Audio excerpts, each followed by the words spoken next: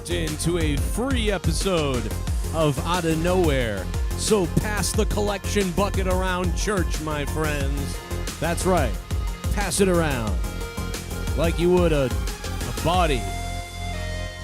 You're locked into a free episode of Outta Nowhere.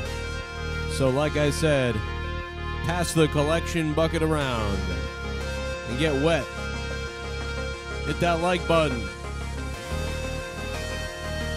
In a little while, we're going to potentially take calls later on and maybe invite you into the Discord.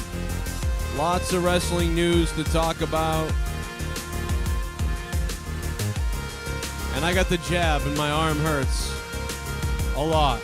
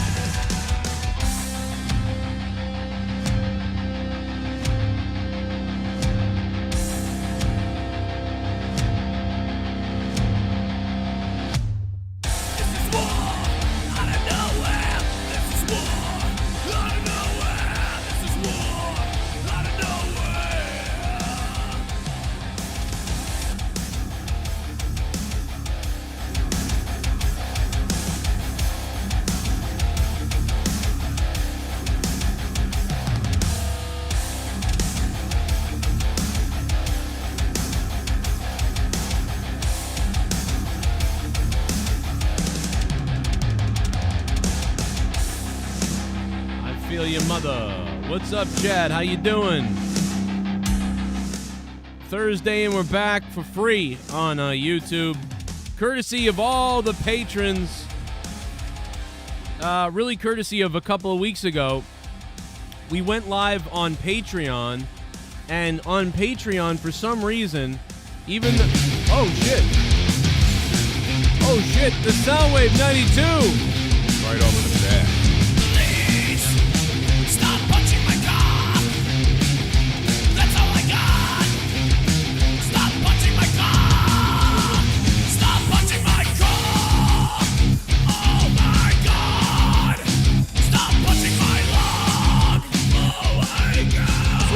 Might happen to CM Punk Friday.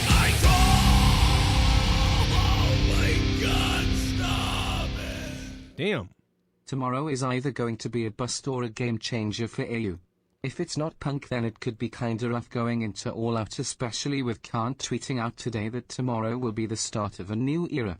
That is just overkill at this point. Yeah, it's really weird how I actually am surprised, and I've said this before, but I'm even more surprised. I'm surprised how, laying it on thick they are doing. It is very surprising to me that they're laying it on this thick. It's almost suspect at this point. It's very strange. And Soundwave, man, thank you. And that's, again, to the point, Soundwave, $21 right off the bat.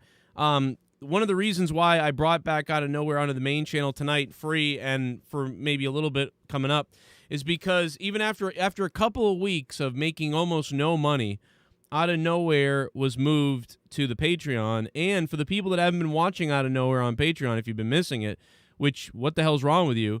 The the first night on there, people were donating insane. So behind the paywall, we actually made more money behind the paywall in front of 50 people than we made in 4 weeks prior. I mean, it was insane. So thank you for that. And because of all the patrons who signed up, so we decided tonight that let's get it back on the YouTube free. And, potentially going forward, what I might end up doing is just doing Out of Nowhere and then doing like an Out of Nowhere bonus where me and Jake do 30 minutes of questions only from the patrons, and that goes up on Patreon. So that's a way to also continue enticing the Patreon while keeping the show free for the people that don't even have $1 a month to support it. You know what I mean? At least everybody gets it then. So, yeah, we'll talk about that going forward. But this is a huge week. This is a huge day of news. There's a butt-pumping load of news out today. What's up, Jake, you sexy pants? Uh-oh. Huh? Oh, there you are. Me? Oh, my God. I thought you froze. Oh, Jesus Christ. That was one of the best sells I've ever seen. I thought you were dead frozen. How long have you been working on that? Look in my eyes. What do you see? The cult of personality. We got Jesus 24 Christ. hours till Oh my CM God. Punk, Joe. Come Don't on. fuck with me like this. I just had the shot. I think something's wrong with my brain. Moderna's poisoning me. I'm really high, and that's D. Welsh's fault again. But I wish I was high. you will be high with COVID. Well, listen, Maybe. I couldn't believe it. I get into the chair and I'm expecting because the D-tap and the what's the thing? Not tinnitus, tetanus. I'm expecting a tetanus type of thing, like, oh, it's gonna kill, it's gonna be terrible. They're like, bloop, and I'm like, oh, that was it. She's like, yeah, we're done. I'm like, oh man, I mean, the last 2 times I had needles in me were for blood drawn, so I was like, used to blood drawn needles, and because this was just like boop. And then it's like nothing for like 2 hours. You're like, yeah, that was nothing. I don't know what's gonna happen. And now my arm feels like it's gonna fall off. So I mean, like, Yeah. listen. I told you the other night. I thought everybody was being gigantic wuss bags because I Yeah. get injections just about daily, and I'm like, oh, everybody's complaining. And then I got the shot, and I was like, wow, my arm really hurts. Like it hurts to even lift myself up to get out of bed. So yeah. How about and Soundwave? Thanks for the donation. If you guys want to donate, the link is in the description box down below. Link down below. There's 2 links. One that's better for credit cards, Stream Elements. One Streamlabs. Know the way the deal. All the donation amounts are listed down below. The $10 Biden one is the new one. I suggest the $10 Biden one via Streamlabs. Perfect Sparrow. Because, hell, the whole Afghanistan thing makes sense. But also, let's start with Bianca Bel-Air and Sasha. Because looks like they're cleared. And that was what I was saying, was they were trying to get positive tests. And it looks like they've gotten positive tests out of both of them. And not consecutively, that they're like, yeah, they're good. Yeah, it was very interesting seeing what was going on there because we heard so much back and forth. And first they were, riddled with COVID and not making anything. And they missed the weekend due to unforeseen circumstances. That's all we heard. Mm-hmm. And for those wondering, $100. It's donation time. Oh my God! Boys. Holy shit, Jake! What the fuck? What the fuck? oh yeah, Come and get the big show's cock. I'll take responsibility of getting DeMarco high. You're welcome. Oh my God, he has taken responsibility for getting DeMarco high. yeah, he did it again. Oh my God, D. Welsh. Wow, D. Welsh has certified that we will have an Out of Nowhere free next week. Oh my God, bro. Holy shit. That was ballsy, D. Welsh. My God. You do look good, Jake, though. I mean, listen, I had a pretty good day. Leah's sister had to bring me to get the shot, or I wasn't going to do it. I was like, No, I'm glad she blaming took them. you. If I turn into boiled shit in 2 years, it's their fault. I told them, I'm like, this is you guys. I'm This putting is on you. Yeah, you peer pressure me to get something. You know what I mean? You take responsibility. Yeah, exactly. Tell him you If better I get do it. Damn it. organ failure in 4 years from this experimental shit, it's on my wife and Kara. Just putting it out there right now. Just gonna say. So sorry. thank you, D. Welsh, and also Soundwave. Everybody chiming in already. Damn. True badasses. Everybody in the chat. What's going on? Yeah, I was really perplexed by this Sasha Bianca news because They're cleared to perform for the August 21st show, but they missed last weekend's house shows. They were together on SmackDown doing the contract signing segment. That was a mess. So, PW Insider. Oh, shit. Oh, shit. Interrupted again. We're hyped up for fucking Rampage Friday night. It's Shell. Final. I'll pause them now. What's up, Shell? Oh, keep them coming. I like the interruptions. Just letting you know I'm not dead, lol, always watching. Just resting, my eyes had injections yesterday. Oh. Love your chat, Joe and Jake. Oh, and Soundwave, I saw that, ha ha ha, kisses. I love you, Shell. I'm glad you're okay. And well, you're not really okay, but you're, Shell's like, She's in a ton of pain. she's a little bit like you. Really she's always got something, Shell's a little bit like you. She's always got something coming back and coming up. And yeah, today sucked for everybody. That seems health-wise. Well, I mean, so. listen, mine was not really that at all. I'm just at least your day was good. I'm just the loudest cocksucker. That's all. I'm the biggest baby. That's all. I know that's really what it is. I'm just the loudest baby. Like, that's all. I just don't want to complain. That's what it comes down to. You don't want to complain, and I want to complain about my arm hurting. Like, and you're throwing up. I have aspirational pneumonia from inhaling vomit into my lungs. So now I'm on 2 different types of antibiotics as of today, and it's like, see, if I had that, I would be panicking. I would be like freaking out. I would, you know what I mean? Like repeating it to Leah all day long while I had an anxiety attack over it. My chest has so much fluid in it. It's ridiculous.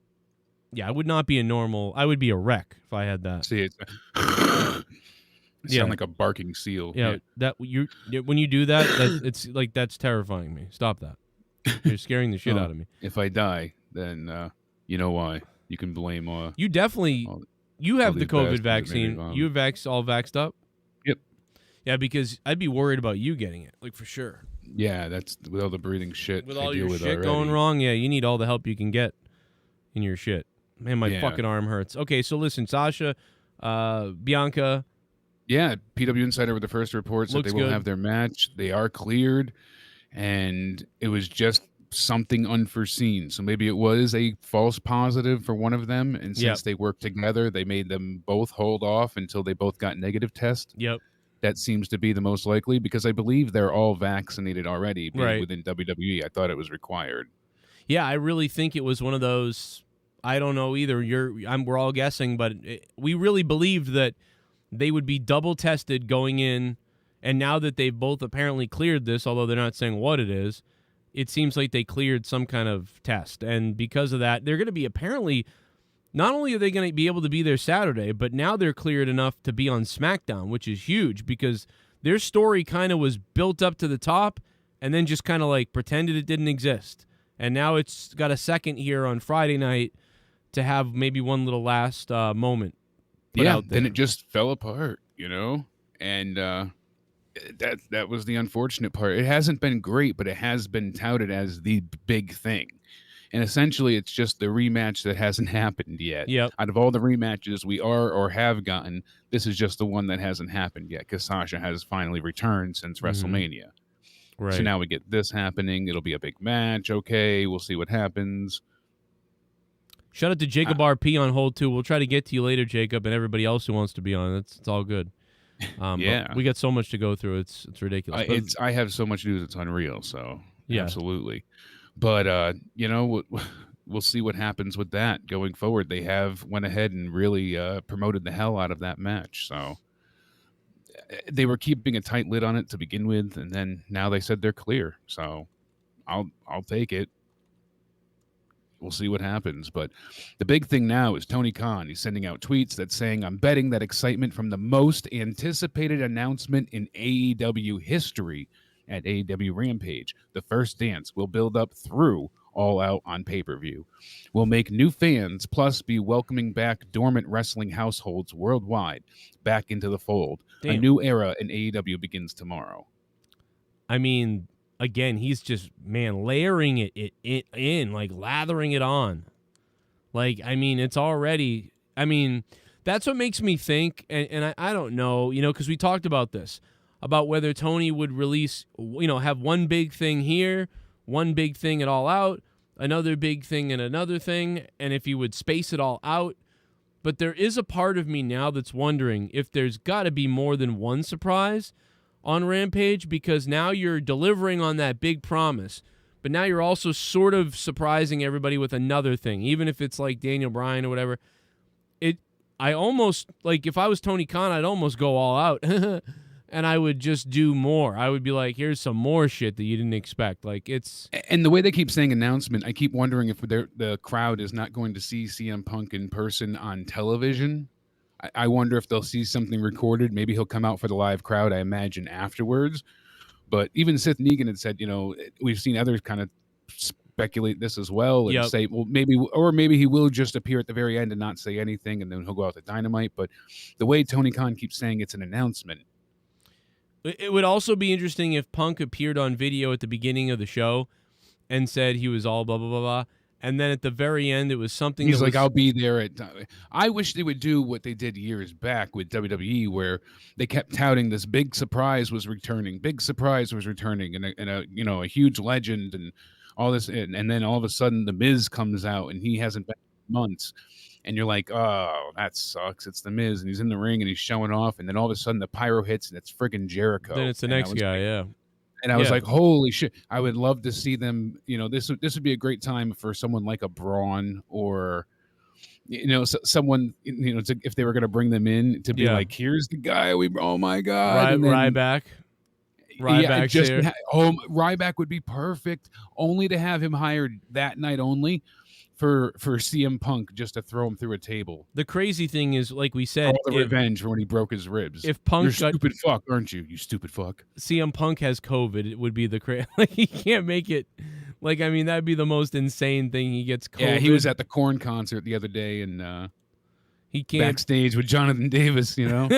All this stuff about biggest delivery, all the ticket sales, biggest announcement ever, blah blah blah, and then, fuck, he's got COVID. He can't be there. Like, I mean, that would be the worst goddamn nightmare. Oh, my God, your fecal matter's on the floor. Oh, shit. Fecal matter's on the floor. It's okay. Fecal matter's on the floor. It's okay, I am a horse. Fecal matter's on the floor. It could be worse on the floor. My fecal matter's on the floor. Fecal matter's on the floor. It's okay, I am a horse. My fecal matter's on the floor. On the floor. Oh! Eat a dick, Vince. I hope your piece of shit company burns to the ground after this weekend. Tony Khan coming for that ass. Ooh, Tony Khan coming for that ass. I'm coming for that ass, Ray. Or whatever that guy said. I don't even remember. Mike Shaw, dude. Mike, thanks for all the support recently, dude. $20, Mike Shaw, and to the producers out there, $25 on Patreon. Thank you guys for becoming producers. I updated the list down below. Hopefully you see your name. If anybody's missing, let me know. There's two reasons. One, I'm stupid, and number two is that you didn't pick the $25 tier, even though you're a $25 supporter or above. So just make sure you select that tier or it doesn't recognize no matter what you are in, you have to pick a tier. So. It's weird. It makes no sense. But yes, thank you, Mike Shaw. What do you think? Thank you, everybody. It's a crazy amount of support. I didn't even get to talk to Joe yet. Yeah, I got a lot of bad, shitty medical news today, and now Monday I got to go for, basically, instead of like just a normal procedure, I got to go for like a mini surgery. And my left leg isn't responding to any of the treatments, and they have to be much, much, much more aggressive.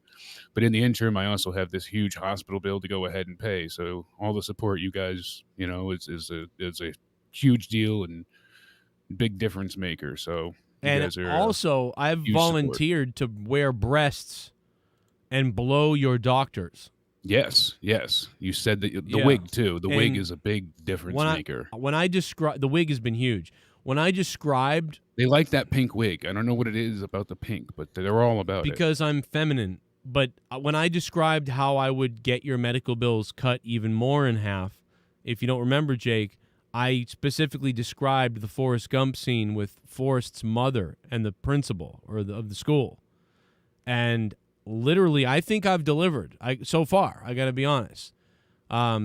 Especially with the male doctors. Male doctors are way more feminine than they used to be.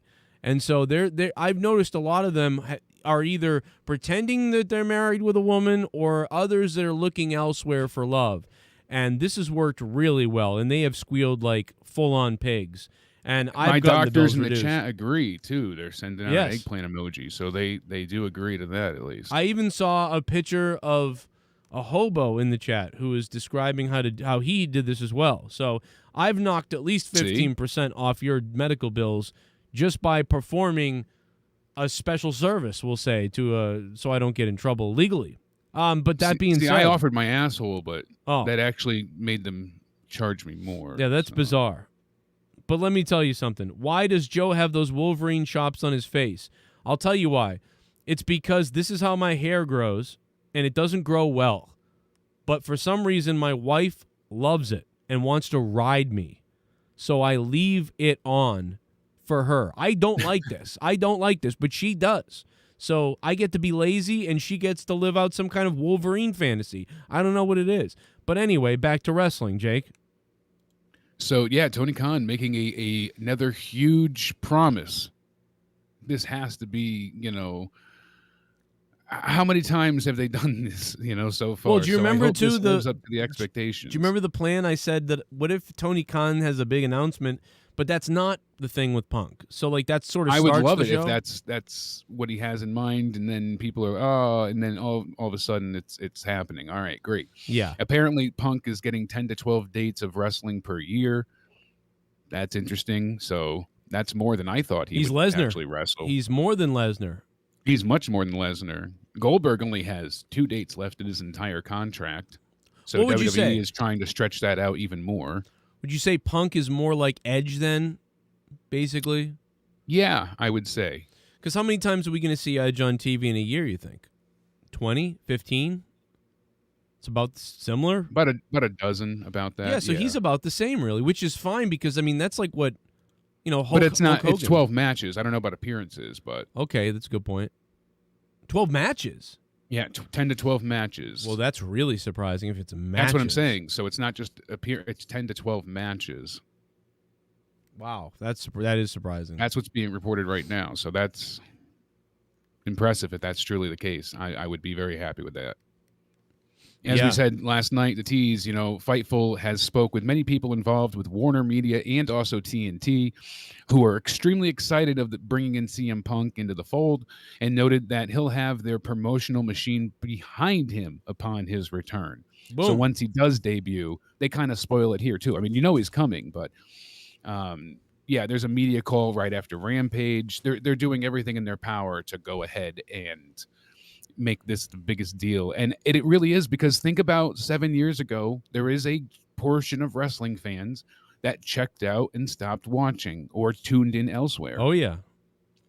They went ahead and they went to Ring of Honor. They went, back to Ring of Honor or to Impact or now AEW, or they just haven't watched anything. Some even started just watching NXT, but they gave up when Punk left because it was more than just Punk, especially when that podcast came out.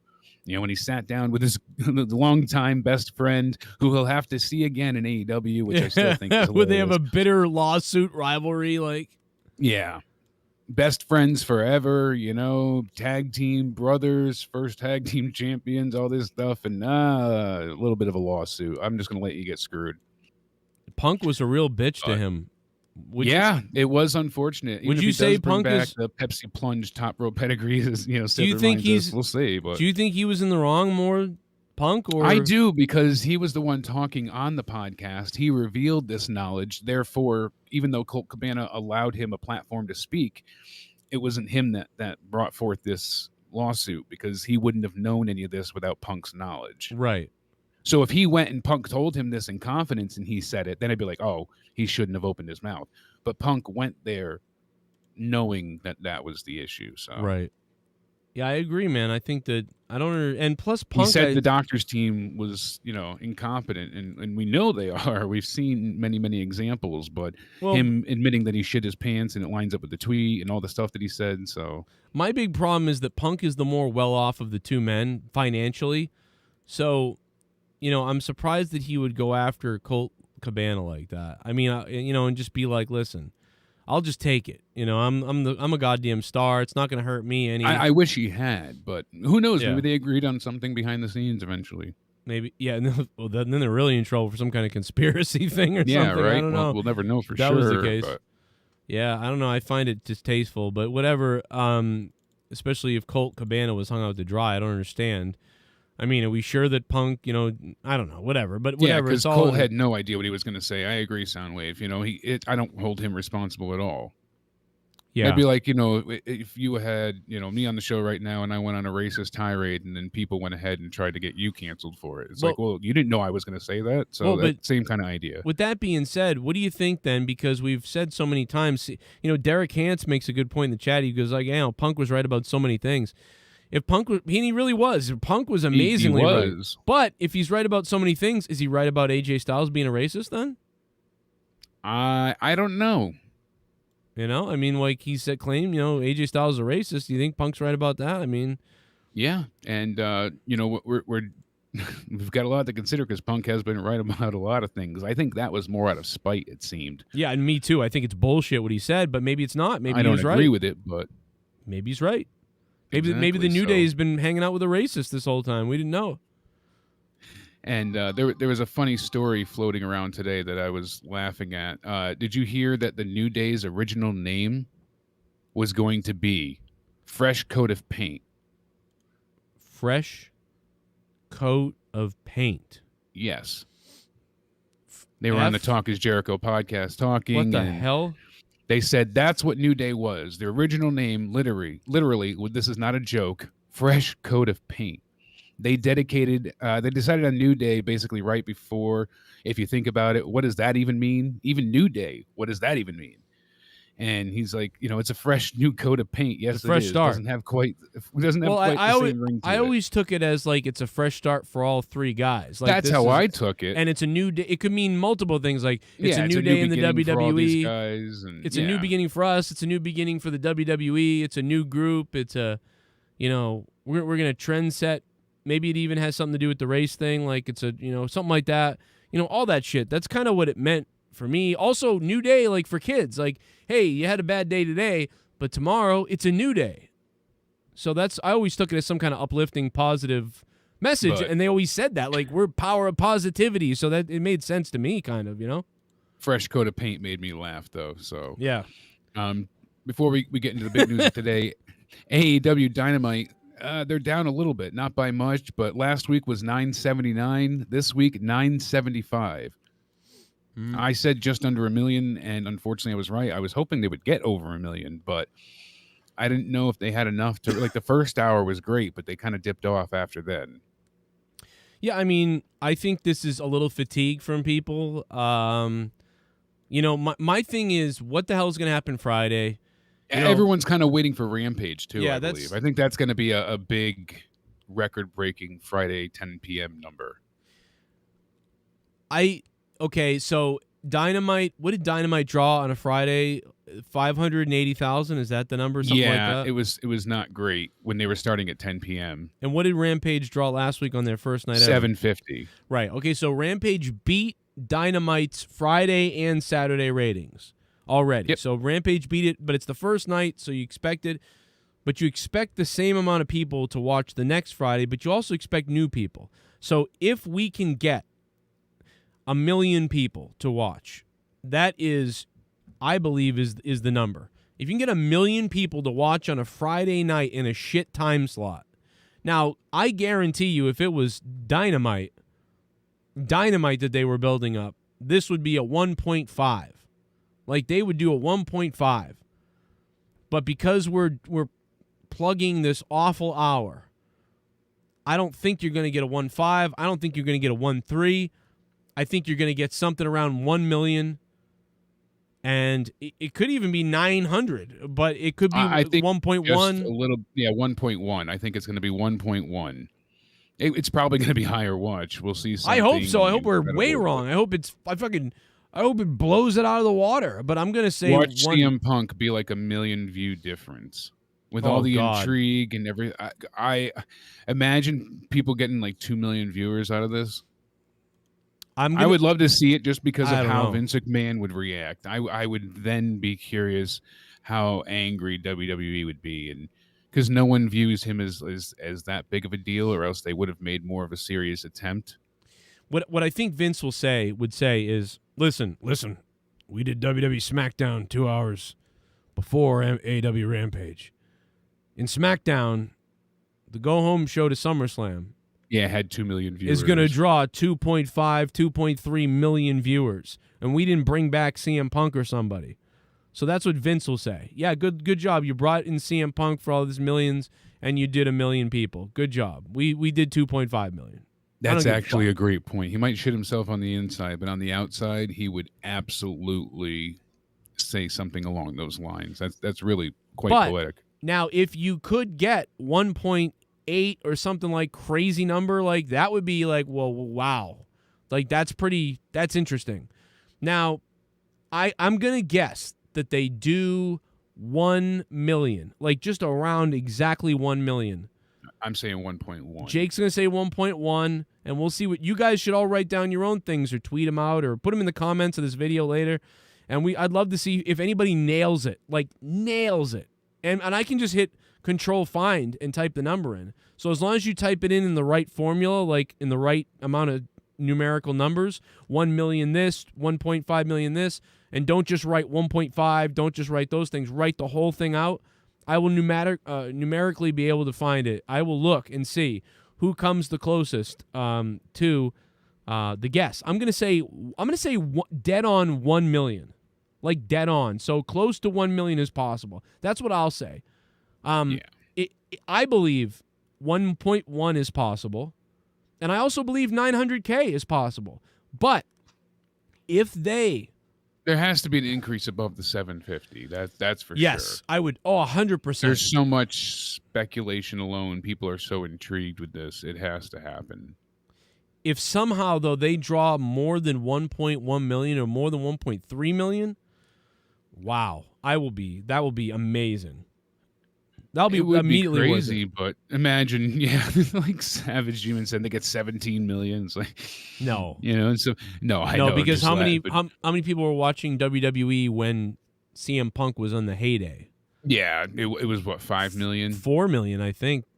Yeah, maybe it was 5, 4 or 5. I think it was 5 at that time. Maybe I'm wrong, but it might be. It was close to it. I'm pretty sure it was around 5 still. Yeah, I'd have to look it up. Yeah, either still 4 or 5 in that ballpark. I know it wasn't more or less than that. Wandy says 9.11 million. Okay, in 2012, they drew a 3.9 million. Yeah, it was that low already. Yeah, that was Raw 1000. There you go. Raw, I think 1000, if that's correct, did a 3. Oh, that's a 3.9 rating though. That's not the amount of people that watched. Oh, yeah, so it would be probably about 5 million, because I could have sworn that got 5 million viewers. 4.72. 4 million. Okay, wait a minute. The average audience was 4.9 million, so 5 million. Second hour drew 5 million. All right. There you go. I was not crazy. Yep. So you're right, 5 million. So that means there's about 4 million missing people. Between people that watch WWE and don't watch AEW and people that just don't really watch wrestling anymore. There's 4 million people that know who Punk was that don't watch. Where are they? Will they come back? Yeah. And you're going to find that out. And I don't think it'll be 4 million, but there's certainly a large portion, could be 100,000, could be 10,000, we don't know yet, but I don't think necessarily Punk being on the Fox show, the analysis show that they had, really went ahead and hurt his return here, like some people keep bringing up. I think because that was a non-wrestling performance, and this is going to be him coming back to wrestling. Yeah. And I totally understand, before why he didn't return, because he thought Tony Khan was just going to be another failed adventure, and how many times have we imagine 2 million? Excuse me. I'd blow up, dude. I'd come out. That's what I'm saying. I'd be so excited. Oh God. But how many times have we seen wrestling companies pretty much start and die or turn into pure shit? So I don't blame CM Punk for not joining right away, but he was kind of smart to wait if he did want to return. I mean, this is one of the most interesting things we've seen in a long time, man. What do you think he's getting paid? CM Punk, $5 million, $6 million? Yeah, I mean, it's got to be $6 million. What was Moxley getting? $6 million, right? Well, okay, really? Yeah, Moxley was getting a crazy amount of money. I remember we said that before a while. Oh my God! Like, if Moxley's getting that, that's crazy. I mean, Jericho got his biggest payday ever, he said, and I think Jericho's getting paid $4 million, $4.5 million. It was like $4 or $4.5 million for Jericho. Yeah, I could have sworn Moxley got $6 million. Wow. Yeah, that's crazy. Then I mean, Punk might be. I'm going to double check it now, but he's getting $10 million. Then are you kidding me? He's getting like $6 to $10 million somewhere in there. He's got to be. I bet you it's fucking $10 million. I mean, what? How could it not be? Because he would barely come back. Vince offered him $5 million. He didn't come back for WWE. He was offered $5 million. Yeah, right here. Dean Ambrose, $6 million. Jericho, $3 million. On the channel. Cheap plug. Also, Jake is in 2 out of 3 of them, so there's that. Yeah, 2 out of 3 falls. Tomorrow, Spaz Phoenix podcast. Thank you, man. Spaz Phoenix podcast on YouTube and on Spotify and anywhere where podcasts are heard. Jake's over there all the time, and Spaz Phoenix has really long, good takes on breaking down the wrestling. Really enjoy it. It's a different style, so check that out. It's a different take, no doubt about it. Yeah, it's more long Spaz. form. Yeah, he'll really go through every match, move my move and things like that. So check that out, especially NXT people. Thank you, Spaz, for $3. You'll be shocked at this list, but number 10 is Pac at $2 million. The Young Bucks make $2 million. Lucha Bros make $2 million. Dusty Rhodes makes $2 million. So does Brandy Rhodes. Nyla Rose makes $2 million. Dustin Rhodes. Well, it says Dusty Rhodes here. Yes. Well, Dustin I mean, Rhodes. come on. What is he back from the dead? Yeah, I know, but I'm just reading it as it's written, so excuse me.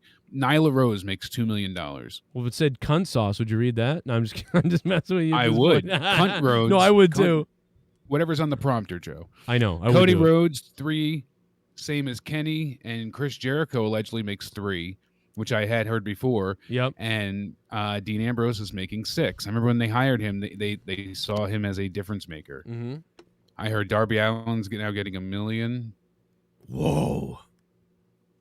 I mean, they're really paying a lot of people. Brandy Darby Rhodes Allin's... is the highest paid AEW female wrestler with an annual salary of $2 million. Same as Nyla Rose, but I'm assuming she's also there. Wait, Nyla Rose is getting $2 million? Yep. For what? You know what for? For the surgery? I'm like, why is she getting that much money? What? Marshall Blackbeard, hello. Maybe that's over 2 years. Joe, here's some golden blooms. Okay. Bullfrog joined my crew and we are going to take out the Taliban and I will betray him and rule Afghanistan alone because I'm a pirate and that's what I do. This is exactly what I've been hoping to hear, Marshall. I think it's a good idea. Marshall Blackbeard did teach. You make sure that you own him. I want you to control him over there, okay? Take him over the wall. Say Blackbeard is a pirate and he will take him down. He'll go on the high seas. Don't mind if I do. What's my name? Another dono coming in. Alex Soli. Duncachino. You want creamy goodness? I'm your friend. Say hello to my chocolate blend. I got a bad feeling no Punk tomorrow. The surprise Jay White attacks Kenny Omega.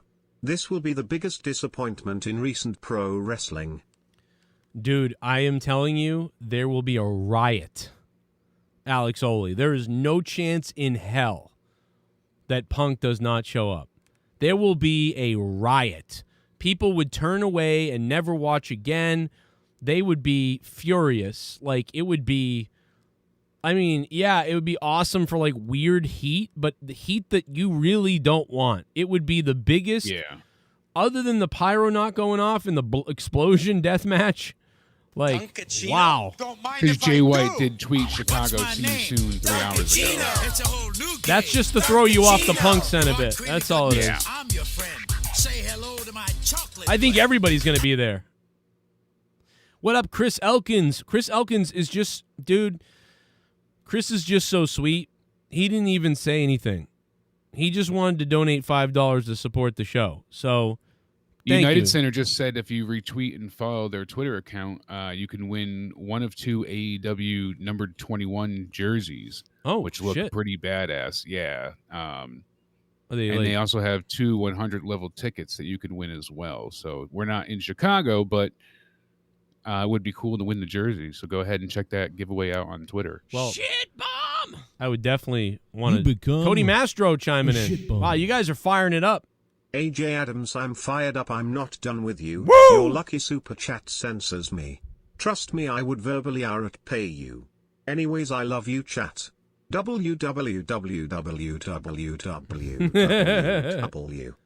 What up, Cody Mastro? Cody Mastro, now married. Cody chiming in. And he's engaged, baby. He's going to get that fine punani of Janelle. Just random question. Do you think Paige is working on a return?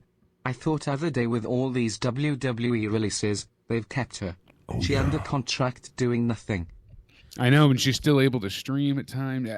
It's very bizarre. I think what they're being nice. doing with Paige. Yeah, they're just continually paying her, maybe because they feel bad that she got her feel- neck broken. They feel like she's kind of a star. They want to be nice.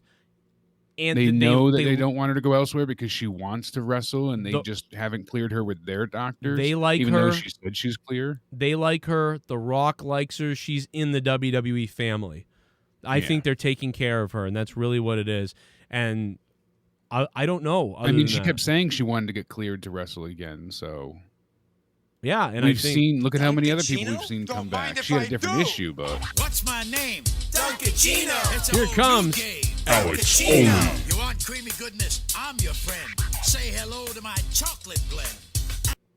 Good way to measure Punk's drawing power is Money in the Bank 2011. How many people were there before he left, and then how many left because of Punk? that is a great point. It did fade over the time after that. Other than Daniel Bryan, the thing that distorts it, Alex Oli, the thing that I'll say distorts it is the fact that Daniel Bryan got hot. So right as CM Punk got screwed and then tiptoed out of the business, you know, right away Daniel Bryan was on everybody's mind. And Bryan kind of took over. And so, you know, that kind of skews it a little bit. Oh! Holy shit! We plan the spot all day. Holy fucking shit! I want you to jam it in. Oh, it's in your bunghole. Oh my god, Sif Negan! Sif Negan's mom! I want it jammed in my bunghole. Oh, it's in your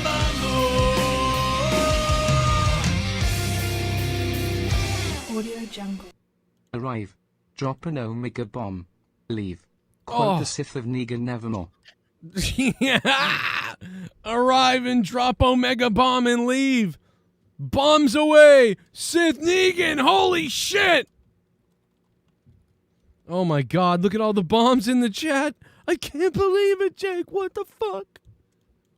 Oh my god. Oh my god, you killed Jake, Sith. He's dead. I had to reboot there for a second. Oh my god, you did I it didn't again know to who me. was God real or damn not. it. Oh my god. After last week of freezing all the time, I thought you froze again. Oh, I know, but Oh my my brain froze.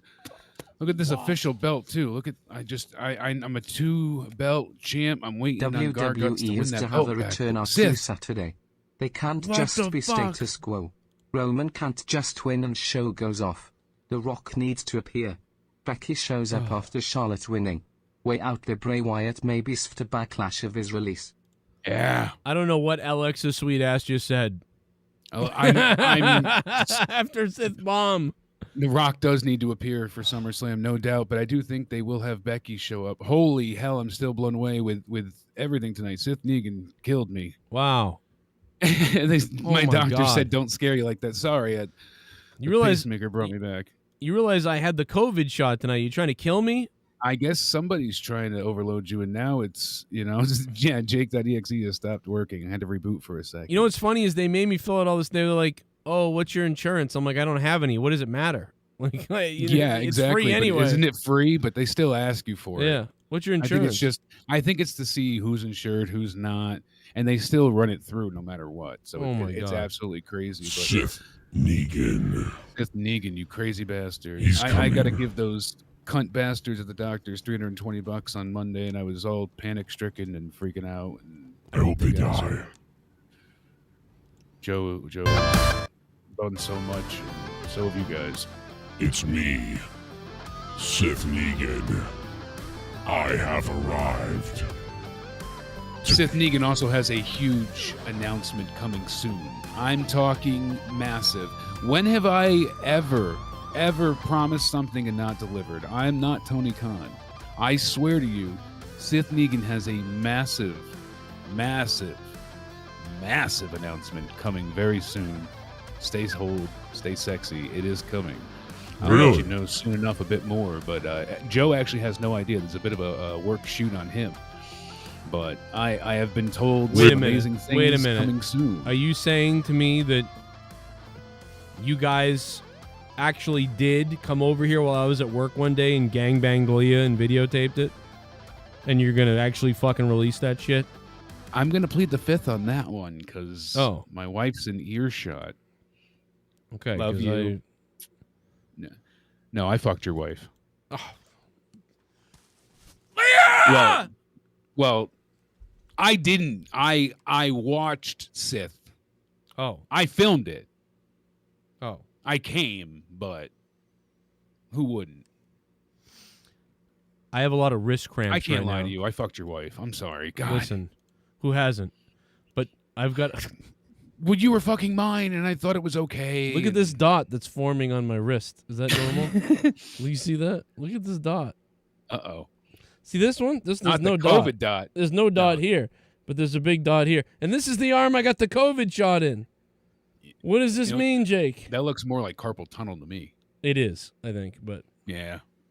Do you ever lose pressure in your hand? Yeah, it feels like this thing. Like it goes numb, or you lose feeling, I should say, and can't apply pressure. No, this is from the day that I dove at Clover and I caught my fingers in her collar. Oh, that's right. I remember you hurt your wrist then. And immediately I looked at my wrist and was like, "Whoa, I have a huge bump on my wrist now. What the hell is that?" And it's all from that's not the vein on his wrist. The vein is beneath that. That's not the vein. Yeah, the vein's beneath it. It's on top of the vein. But every once in a while, it just pulsates and hurts. It's definitely, it could be like an arthritic thing as well. Weird. From It came the day that I dove at the. You can see it right there. It started the day I dove at the dog and my hand got stuck in her collar. I felt a ripping down my hand into here. I still say you damaged the tendon, and where the tendon pulled, that's where it's swollen there. Yeah, fuck now my arm hurts from doing that. Oh. All right. Anyway, Sith Negan, thank you, man. Holy shit, we're all off the rails. Holy shit! Yeah, he derailed my brain there. We got to get to the main topic of the night before everybody explodes. But I was not kidding. That is a legit promise. Sith Negan has a major announcement coming soon. Wow! By the next Out of Nowhere, I think he's going to have a massive Sith announcement. I'm shocked. So, Joe, you have no idea. So you have to wait like everyone else. I'm telling you, it's going to be amazing. You've seen what he's done so far. Just wait. I'll say that. Roman Reigns, running his mouth like a certain somebody from New York once did. Told my fat ass to go to the fridge and grab fruit. You know what? I went on the bulimic diet. Works better. Oh. CM Punk was not as over as John Cena or moved the needle like The Rock. Well, guess what? When CM Punk was there at Money in the Bank 2011, it was up 20% from Money in the Bank the year before. You know, the summer Punk did sell out. There was an increase. There are specific metrics that you can use to see that Punk did move the needle. Maybe not as much as John Cena has at times, but Punk did increase fans' merchandise selling, buy rates, ticket sales. That was at a time where the audience was really starting to wane and give up on the product. And then he dropped that pipe bomb, and oh my God, the wrestling world united as it exploded at the same time. Think about how much that pipe bomb changed the landscape of wrestling in general. Oh yeah, dude. I mean, like that was that's what we talk about today. It's the last. It's other than Daniel Bryan's little yes movement thing that happened that was big at the time. This is the thing we talk about today. I mean, like if you put landmark things up, right? What are they? When's the next thing after the pipe bomb by Punk? Besides like maybe the yes movement stuff. What's after that? Is there really much? Besides, like moments the return where of Shane McMahon, I think, was pretty big. That's pretty good. Yeah, that's pretty good. A return. That was a huge moment. Maybe the debut of the Fiend because of how like epic it felt in nature, but even that wasn't as massive. I mean, people were really, really hyped for that, but they ruined it so quick that in hindsight, it doesn't feel as big. But at the time, everybody, myself included, was clamoring for that. That was huge. Yeah, that was awesome. So I think that would certainly probably be the only thing that comes to mind. Maybe when Lesnar got beat by Goldberg, and that was a huge surprise. I mean, I don't count that. I count that as a big wrestling surprise when someone wins. But I guess I go back to things like you said, like debuts. Like I guess like Shane returning, Shane jumping off the cell was pretty wild at WrestleMania. That was kind of I'm staying away from crazy. Match moments, but that's what I'm saying. Like, but as far as like huge promos, defining promos, the Hardys' return was massive at Mania. Yeah, I guess make it defining promos. What's the last defining promo? It's really, I think it's other than maybe like Cena schooling Roman one night. Like, yeah, and then they did it again too, which a lot of people forget. But The Miz came out, so Cena and Roman were out there, and The Miz came out and just tore through both of them. That's when he had his wife in the Miztourage with him, and he was just absolutely on fire. One of his best promos to date, besides the Talking Smack one. Well, we're gonna have to put Sith Negan up on the board. Got to do more than that. I don't think anyone's gonna top that tonight. You had a wall dedicated in your house. I think I'm gonna have to do one here soon. Well, that's funny because I was gonna put D. Welsh up, and then I'm like, all right, let me get that together, and then Sith Negan just blew it out the water. Welsh, still, thank you, D. Welsh. He wrecked my news reading ability tonight. You wrecked him.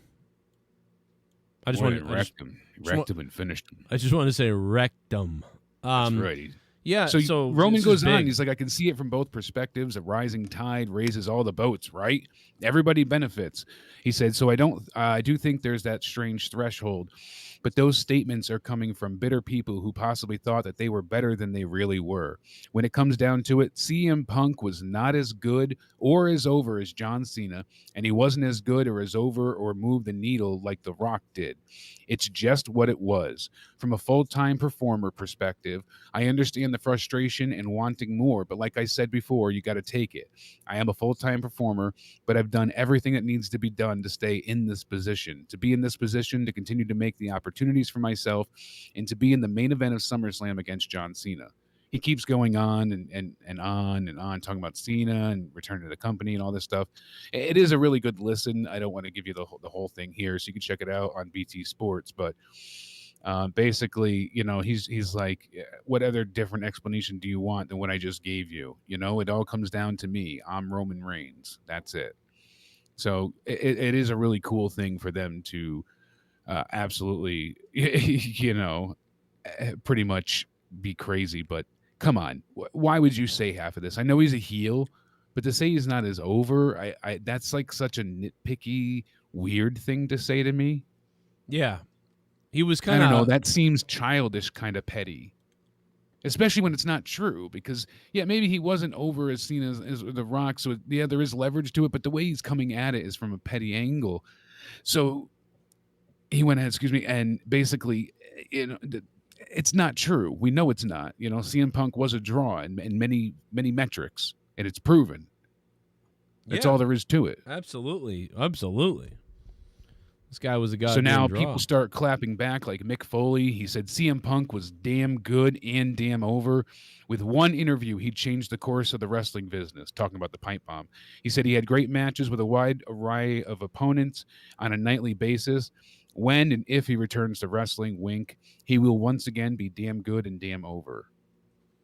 Wow. How can you argue that? Well, we're going to see.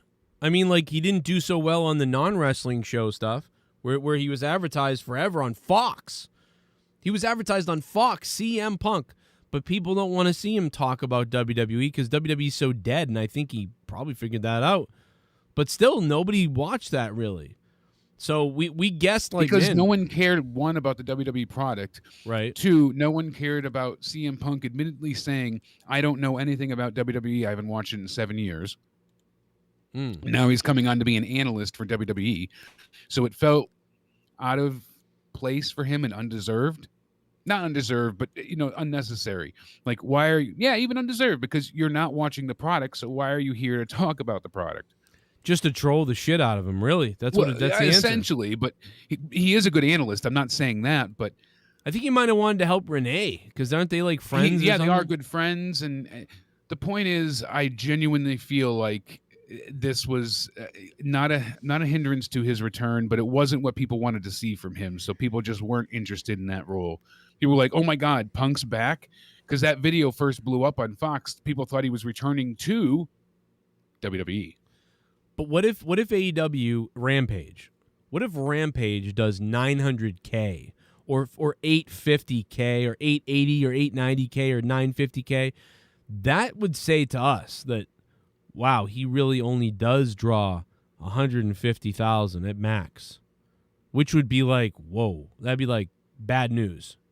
That'd be real bad news if that was the case. Yeah, meanwhile, you have Stephanie on Fox and Friends this morning basically begging everybody to watch SmackDown. So that doesn't seem desperate at all, right?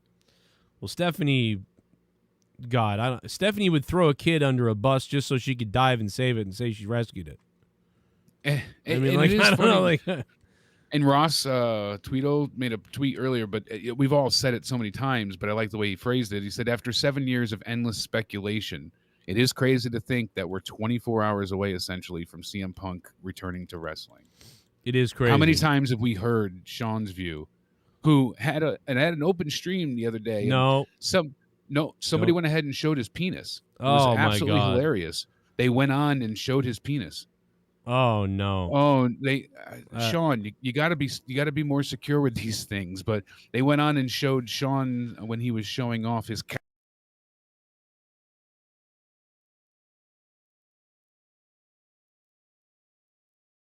It's just the donation came true once again, didn't it?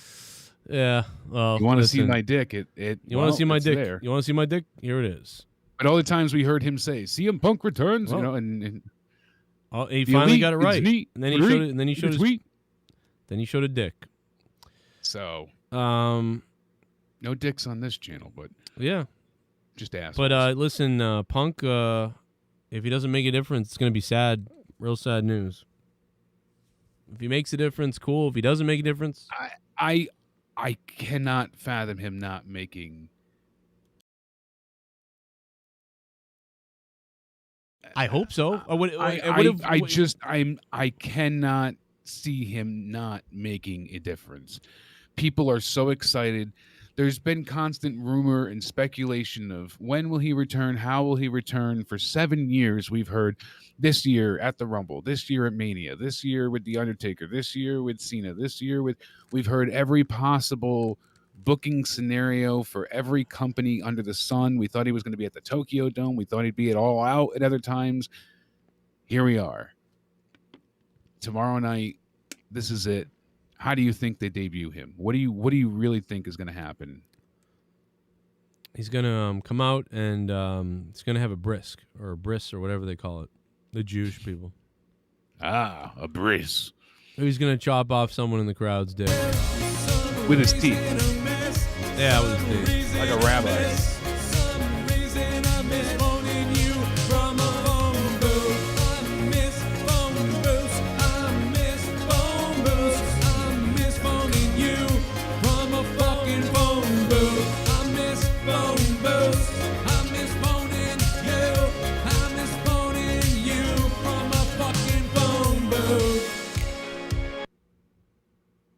Don't worry, I got you. Oh, thank you, Jake's Doctors. I hope you handle them with precision. Look at that. They're taking good care of me. Handle them with precision, baby. Make sure you take care of them. Doing here. Now your doctors are watching you here to make sure you're doing the right thing. Yeah, they want to make sure I'm not screwing around. What a bunch of sickos to follow you in here. I mean... Just like all those FBI agents. Well, that I get. You know, you make threats against women, they're gonna follow you. You know, that's Do you even consider those people women? Come on, Joe. that's true. Those people. Those people. That's gonna be a problem. JD, Nah. Jake's Doctors. Thank you, JD. Jake's That's right. Doctors. So beautiful of you. Thank you, James Mesner. Thank you for all the tweets, man.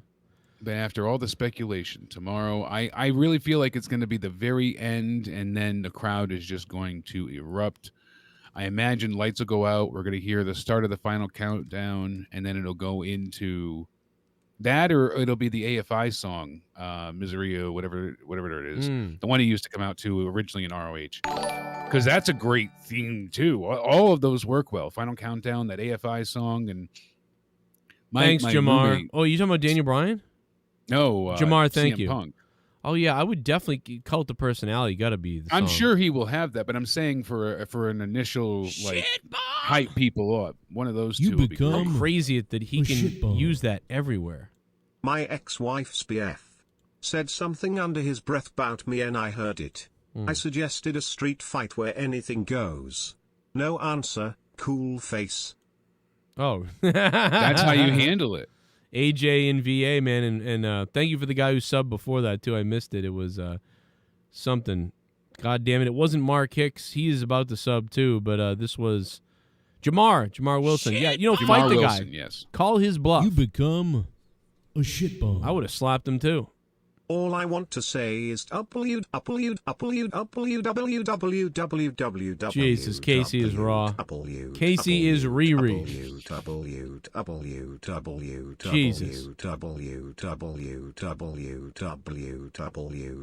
Somebody beat him to death.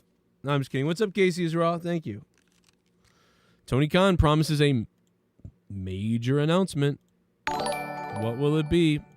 Yeah, to Mark do A. the Hicks. Bulls entrance to Sirius, Alan's Parsons project. That would Uh-huh. be, final countdown would be cool for Daniel Bryan. I think they could save that, but do the AFI song too. That's such a great, Yeah. Little, It's got the chant parts in it for the You crowd. become a shitball. Live, love, burn, die, all that. Not much, but I'll help you and Jakey. oh, Stay high, cool face.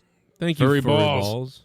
You know what they should do is play that AFI theme for Jay White when he debuts. See, that's his music. Oh, to go, and then that Yeah. would be the swerve. That's hilarious. that would be good. See, And he's that would like, be- I took somebody's music, and only a few people will get that. But then that'd be great. Wow, I like that. All cartoons with Suman. Oh my god. Holy Lord. Thank you for subbing to the channel though. What's up? Good to hear you. Good to have you here. What the hell? And yeah. and of course my idea, which was that CM Punk signs with both WWE and AEW. That'd be funny. like all the people cooking 2 jobs. Whoa.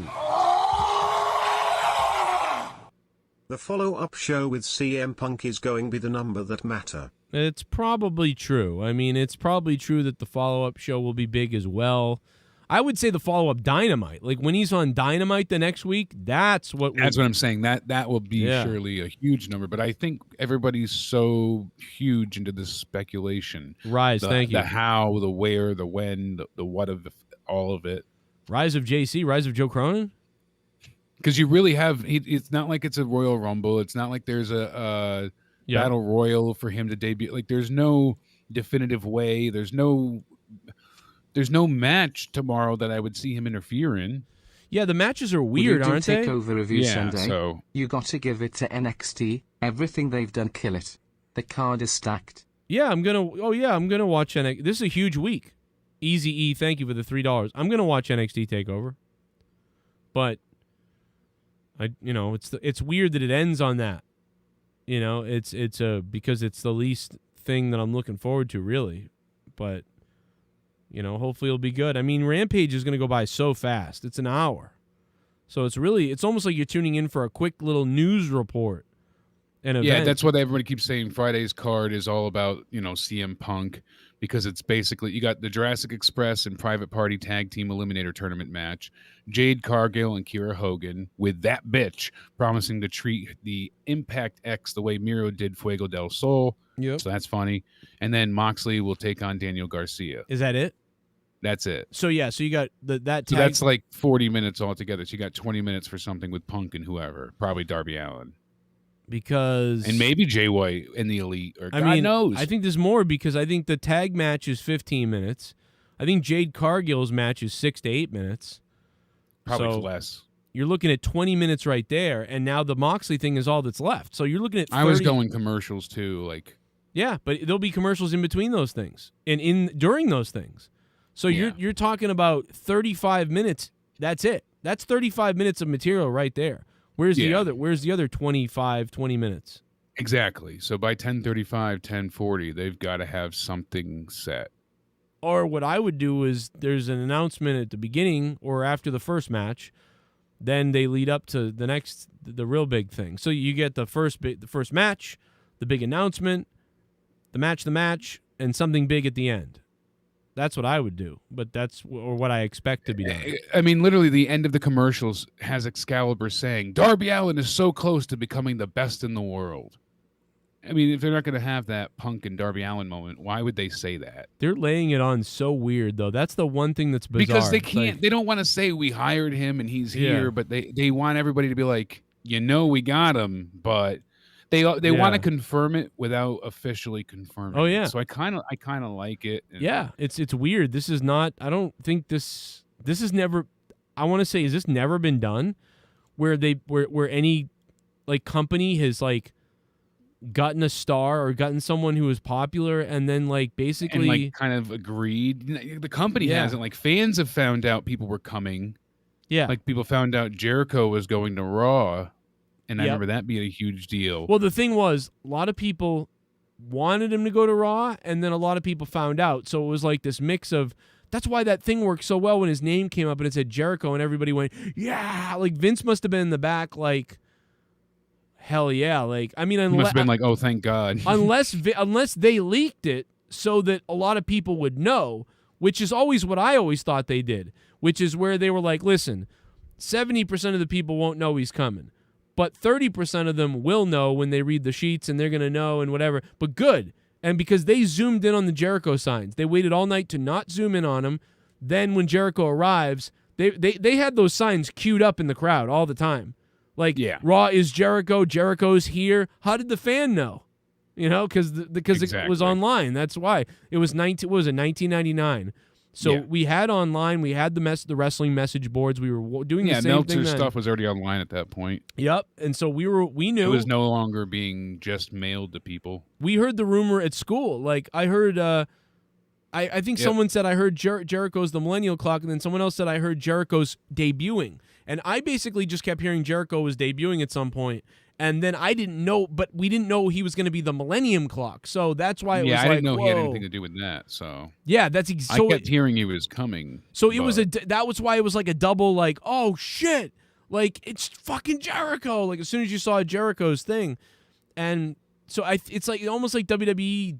Maybe I'm sure WWE did do that, but they've never said it like this to the fans, like right to your face. Like guess what, Because I at that time was not watching any WCW at all, just WWF. And I greatly disliked WCW. I was just loyal to WWF at that point. And I just found it boring. It looked to me like just more of like the older guys that, I was tired of the Hogans and the Nashes and all it was like, I've been there, done that. I like the idea of WWF being like all these new and interesting characters. Yeah. So staying with them, my buddy was super excited. My buddy John, my best friend at the time, that Jericho was coming because he watched more WCW than anything. Yeah, and I was like, "What?" He's like, "Oh, he's this great cruiserweight, but he's such a good comedian, and he's done all these great things." And he had a few tapes that he showed me of like when he did the Goldberg stuff and how hilarious that was. And so that was like once I heard he was coming and he showed me that stuff, I'm like, "Oh, now I'm excited. This is cool." Mm-hmm. And, it was 20 years ago, 10 days ago. So crazy. I basically... Or 22 years ago, excuse me. I lightly watched... I watched WCW, but not like... I was a WWE guy, obviously, but I would hate watch WCW. I would turn the channel to hate watch it, but I did get excited with some of the early Goldberg stuff. I did get excited with some of the NWO stuff. I got excited a little bit when the Warrior showed up, and then it kind of went nowhere. But I also always thought, like, man, Eddie Guerrero and Dean Malenko, and I used to think this about Jericho, too. I used to be like, man, that Jericho guy's fucking hilarious. He almost reminded me of a WWE type of person, but he's in WCW, and, he was just really good. I was like, man, what a great, like, intercontinental title guy, that, mid-card guy he would be. And so you always liked him. And then the fans really always liked Jericho, even on the other side. And so that's why it was so cool that Jericho came over, because not a lot of people said, like, I hope Goldberg, goes to the WWE, or I hope, Macho Man goes back to WWE. Not a lot of people said that, but a lot of people said, man, I wish Jericho would go to WWE. There was a few people that they really wanted, and most of those were the Radicals and Jericho. I don't know about Perry Saturn.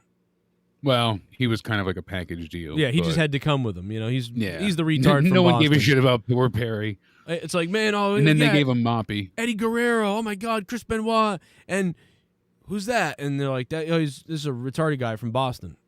Oh, He's in love with a mop. Don't worry about it. I can't believe how bad they treated Perry Saturn, because Perry Saturn was a Kowalski guy.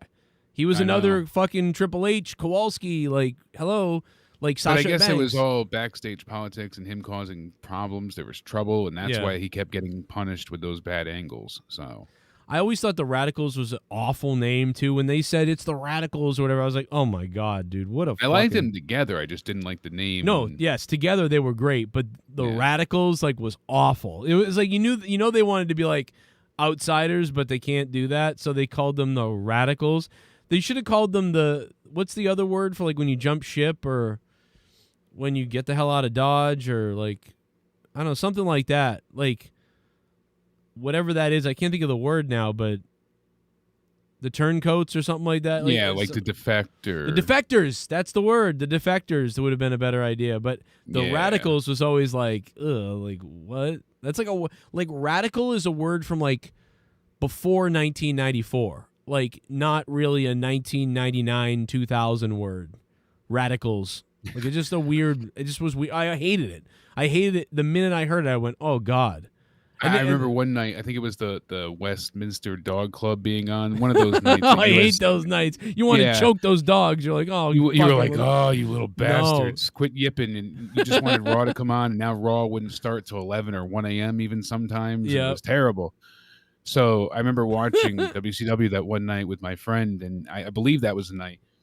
But at one of those points in times, and there was just, like, it felt like 135 NWO members, and I'm like, what is the point of this? Like looking, and so now knowing the story and how it evolved into just straight madness is quite amusing. But then seeing it like for a first time viewer, I'm like, is this like the opposite DX with everybody? Like, what is the point of this? Who's not in this? Don't you think they had the should Wolf have? Pack, and I'm like, oh, that's everybody else. So there you go. Don't you think they should have used that story to basically be like to make the NWO break up into like where there was like a bunch of tag teams and a bunch of guys broke, and I know they kind of did that with like LWO, but it wasn't that all the guys in the NWO broke up and then left each other.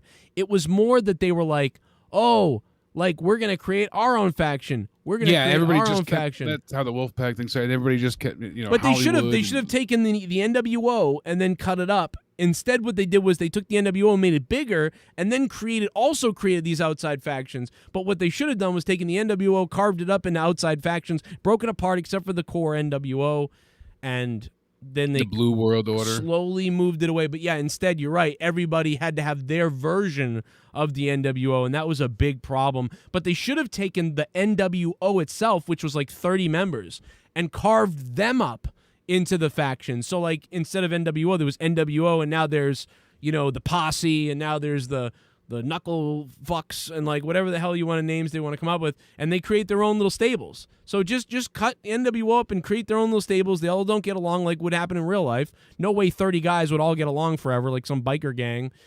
But instead it was Jake. It was like, here's the 30 guys, but now here's this group, that group, this group, this group on top of that. And it was like, oh my God, what the fuck are they doing? I know, and it was constant. It was like faction warfare ran completely by Hulk Hogan.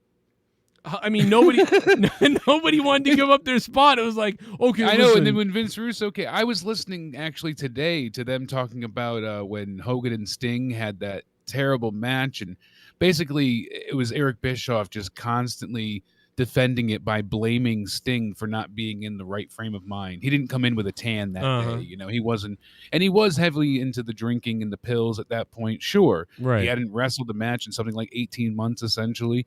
But you guys put him in that booking scenario. You had him being the crow up top. Yeah, it's your fault. You did it. Duncachino. Oh shit. You want creamy goodness? I'm your friend. Yo, Marshall. Say hello to my chocolate blend. Marshall Blackbeard. If Punk doesn't show, he'll make Tony Khan walk the plank.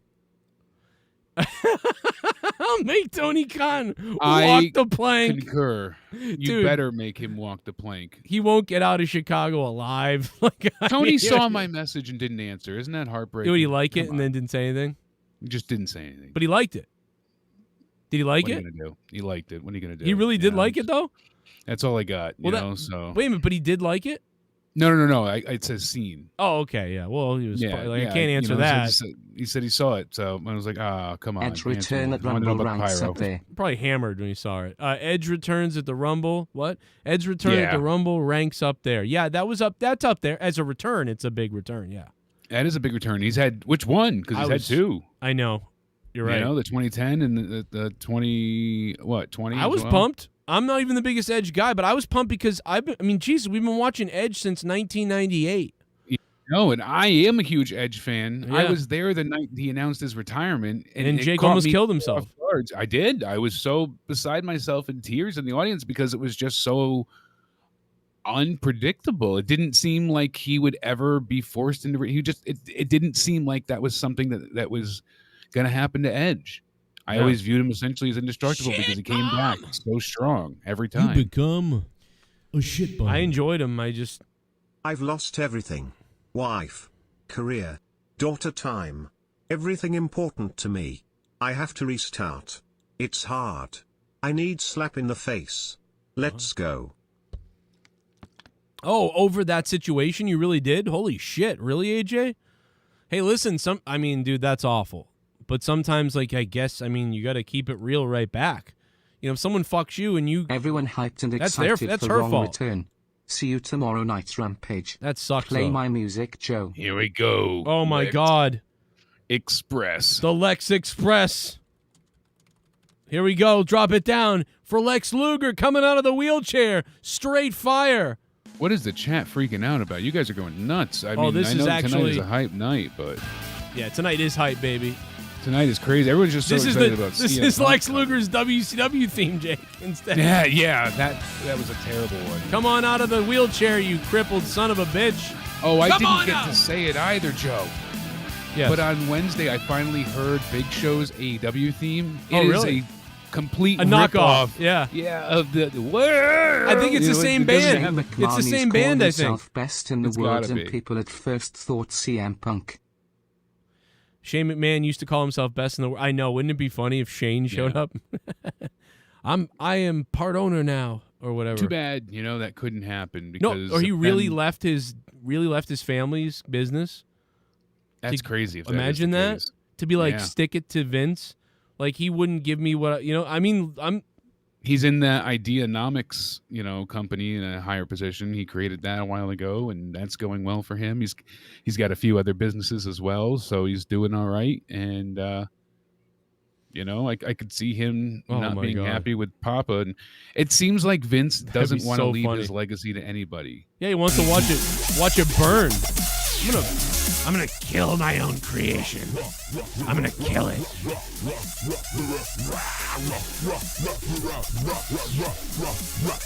Wow, here comes please get COVID vaccine. I got it today. That's why my fucking arm hurts. Look! I wanted to say the next 2 nights for your channel are going to be gigantic. We potentially get CM Punk on AU tomorrow and also monetize this. By the way, fuck Garguts for losing the belt. Oh, I agree. On Saturday night we have SummerSlam. Good luck, Joe, with the streams. Listen, thank you, and you are right. This is the biggest thing since... I mean, we had something big recently, a little while back. I can't remember what it was, but this will be the biggest thing, I think, maybe since...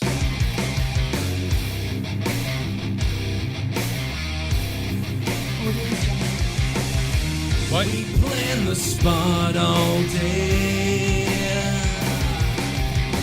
I What? want you to jam Oh my in. God! What? What the fucking... Oh my God, that's $1,000! Let's see why the chat's bringing out. Oh my God, my heart. Oh my God. I'm coming back. Don't tell the IRS!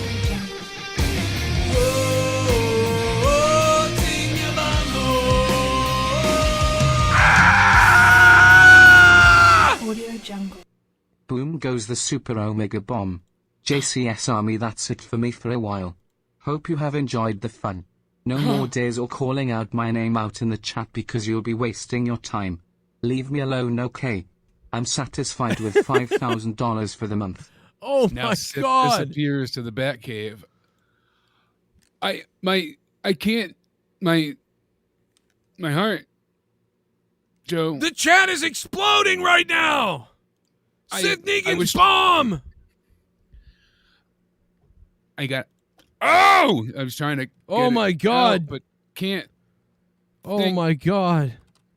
Oh my God. This is fucking crazy! Oh my God. Jake just came! This is fucking crazy, Sith Negan! $1,000! And that's not even his announcement.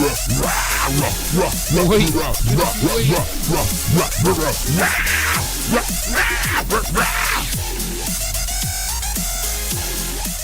Oh my God, Diddler on the roof. Hey, I have a solution to 2 of the major crisis situations in the world going on lately. Okay. So we have the deadly horrible earthquake in Haiti and we have the Taliban taking control of Afghanistan. Solution is send the refugees to Drew's and Nikki J's houses. Oh no, my God. Oh my God, look at the face. Look at the face on that. That is a great. Right as it's going in his ass too. Oh my God. Look at that one. Oh my God, these shots are amazing. My arm's numb, Joe. That's the vaccine. I don't know. I think it's my heart again. I can't believe, Sith Negan is absolutely gone unleashed. We need to double team Sith Negan in the bedroom, Jake. Oh my God, Jake's dead. You killed... Sith Negan killed Jake. And this is after D. Welsh dropped $100. A $1,000 bomb by Sith Negan. And Jake's dead. That's it, he's dead. Oh my God. He's back. We're playing Kevin Owens' theme for Sith Negan, who's an absolute insane person. Listen, go back to the Batcave, Sith Negan, and take a couple of months off because Sith Negan just paid the lights bill for 6 months or something like that. Oh my God. I'm okay. Hide your kids, hide your wife. He's donating everything out there. I got really dizzy. I think my heart gave out there. I can't believe that, man. I just woke. I think I told Leah to wake up. That. I went straight down. All right, we got to get back to the review, but I'm ready. We're going all night now. We're going, baby. Well, you know something? Me and my brother Owen Hart, we're going to come here to the World Wrestling Federation. And my father, Stu Hart, put his damn dong inside of me. And I'll never forget the night that the boy toy tried to pay me $200 to maybe insert myself into his rectum, and I told him Canadians don't butt pump. but he didn't take no for an answer, like most of you damn Americans. And me and my brother Owen, we went back to our hotel room, and the boy toy was knocking on the door all night long, begging us for anus, and it just simply wasn't going to happen. My wife's sleeping, but I should wake her up, Joe. Forget Bret Hart. Unbelievable. Bret Hart's here now. Bret Hart and I have a lot of history. He doesn't want to hear from me, though. We do have to give our predictions on the SummerSlam. We do. Coming up in And we do have NXT TakeOver predictions God. coming as well. Sith Negan $1,000 Bomb! Sith Negan, you fucking psycho! Unfortunately, Sith we Negan. mentioned... Speaking of health situations, we mentioned, unfortunately, that Eric Bischoff noted that Brian Knobbs' condition is much worse than previously thought. And he said, I don't know the complexities of what he's dealing with. Apparently, it's not COVID, but his details have not been made public. And he's like, there's no more than what we know at the GoFundMe. So that the last we said, with over 30 years of sports entertainment, Brian Nasty Boy Knobbs is no stranger to pain and adversity. Yeah. He was rushed by ambulance to the emergency ward, where he is going through a battery of tests to determine the severity of his major stomach issues. His doctors have expressed extreme concern and told Brian that he will probably remain in the hospital for at least the next couple of months. Coupled with his stomach issues, Brian's good knee finally gave out and requires a surgery if he hopes to walk again. So they so far raised $14,483 out of their $20,000 goal. And $5,000 came from Jericho, I bet. I see, quite a few top donators. So, I'm sure it'll get there, but this just started. So I'm sure that he will go ahead and see more, but we wish him well, and hopefully everything works out. Nasty Alberto Del boys. Rio, Joe. Speaking of nasty, perfect timing. Alberto Del Rio. He's saying that the kidnapping and assault case is continuing, even though the charges were withdrawn, and it doesn't really matter. He says it doesn't matter when it comes to a case like that, especially with women's movement and everything that's going on when it comes to family law. It doesn't matter if I drop the charges or she does. The state follows it. It doesn't end until they say it's over. So, basically he's just downplaying the whole thing. Like, it's not a big deal. Okay.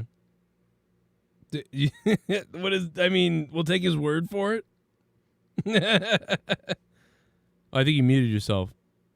Just because the female dropped her charges. So, well, I guess that will do it. Well, no, it won't, because they're still prosecuting him, and that's what he's complaining about. Oh. He's like, well, she dropped the charges, and they're saying, well, she was kind of under duress to drop the charges. No kidding. So obviously he or someone forced her to do so. They haven't proven that yet, but allegedly that seems to be the point. So again, thank you, Sith Negan, and everybody for tonight. Speaking of an amazing night, Jerry Lawler throws down with Enzo Amore in an amazing casket match. I saw highlights from this online, and it was a hell of a thing. Believe it or not, a bit of a spoiler here, but you figured you would know that Enzo had to lose. He was not going to beat Jerry the King Lawler.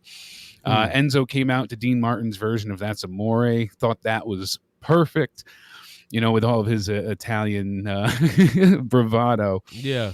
And he was making sure he didn't say Enzo Amore. He just said Enzo, but he let the crowd speak for him, so that's okay.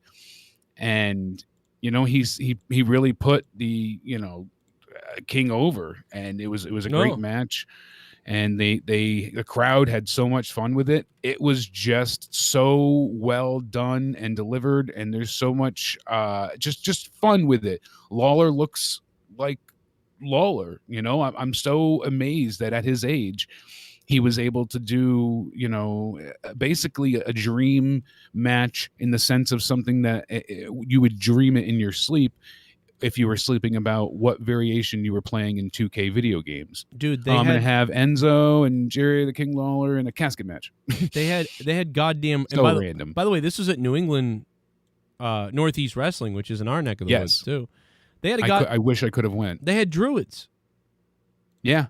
They had goddamn druids there. For the caskets. Look at that. Insane. Courtesy of Perched on the Top Rope. And like I said, they really did this great angle with it because it was fun. These are the kind of things where, like, it's not televised, so you can do the gimmicky stuff with the crowd and have fun, and I'm all for it. I wish I could have been there for it, but how you doing? I miss Enzo. I know I tweeted that out. A few people say I'm crazy for it, but I genuinely do miss Enzo more. Oh, yeah. He was so good on the mic.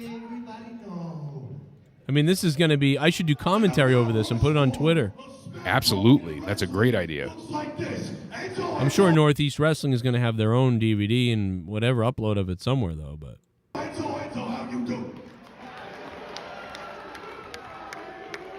when the moon hits your eye. Had a pretty good crowd there in Northeast Wrestling. Yeah, Coot's right. It really is one of the most random mid-card matches in the game, like a simulation from the game. So. Yeah, like right out of WWE 2K. There it is. So good.